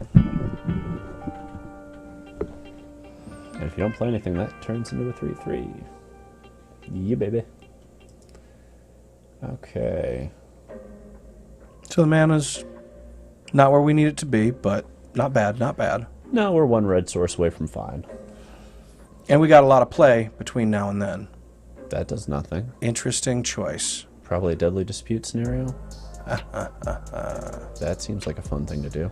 So attack, and maybe they do something in response, and yeah, that'd be my guess. We Prowler this turn no matter what. Oh yeah, no reason not to. Prowl away. I never thought I'd get to play with this card. I mean, who knows? Maybe it'll be proven wrong here, but feels spicy. It does. It just, I remember reading it the first time and thinking, man, I like this card, and I bet it'll never see play. It's a really good card that just sometimes isn't good enough. Let's read all the text on that again. So, if we have instants, they cost 1 less to cast now. Yep, there was a Deadly Dispute number 3. That's what they were aiming for. Alright. Okay, but they still need, yep, and it ate the push. Mm-hmm. Fair enough. Fair enough. But so far we're not seeing the ability to go nuts with Greasefangs. There's it's a green source, which is what we care about there. Yeah. Because I can go double spell here after I swing. Yep, and then snatch up that Kiki. Mm-hmm. We'll eat a Kiki. And that also gives us the ability to swing and start drawing cards. Yes, it does. And one red source off Winota going nuts. Look at that beautiful sequence. Absolutely gorgeous. Gorgeous, gorgeous, gorgeous. And there's the red mana. And boom goes the dynamite. Question is, do we do Winota here, or do we hold back melee and just push? Nah. Winota, let's win it? Yeah, you play Bloodbraid Elf when you draw Bloodbraid Elf. And this is super Bloodbraid Elf. Yeah. Bloodbraid Elf that cascades up, definitely. Cemetery felt pretty good there. We didn't even get to hit anything with it, but you could see the fear in their eyes. They fatal push that over the Cathar. Right. And they definitely wanted the Cathar. And they're like, oh no. That was excellent. That was... spicy. That was a commanding game. Absolutely. On that end, I'm almost wondering if we want the red cap number 4. Yeah, we still want it more than another Outland Liberator. But I do like the potential of playing another Outland Liberator. Back and forth. Okay.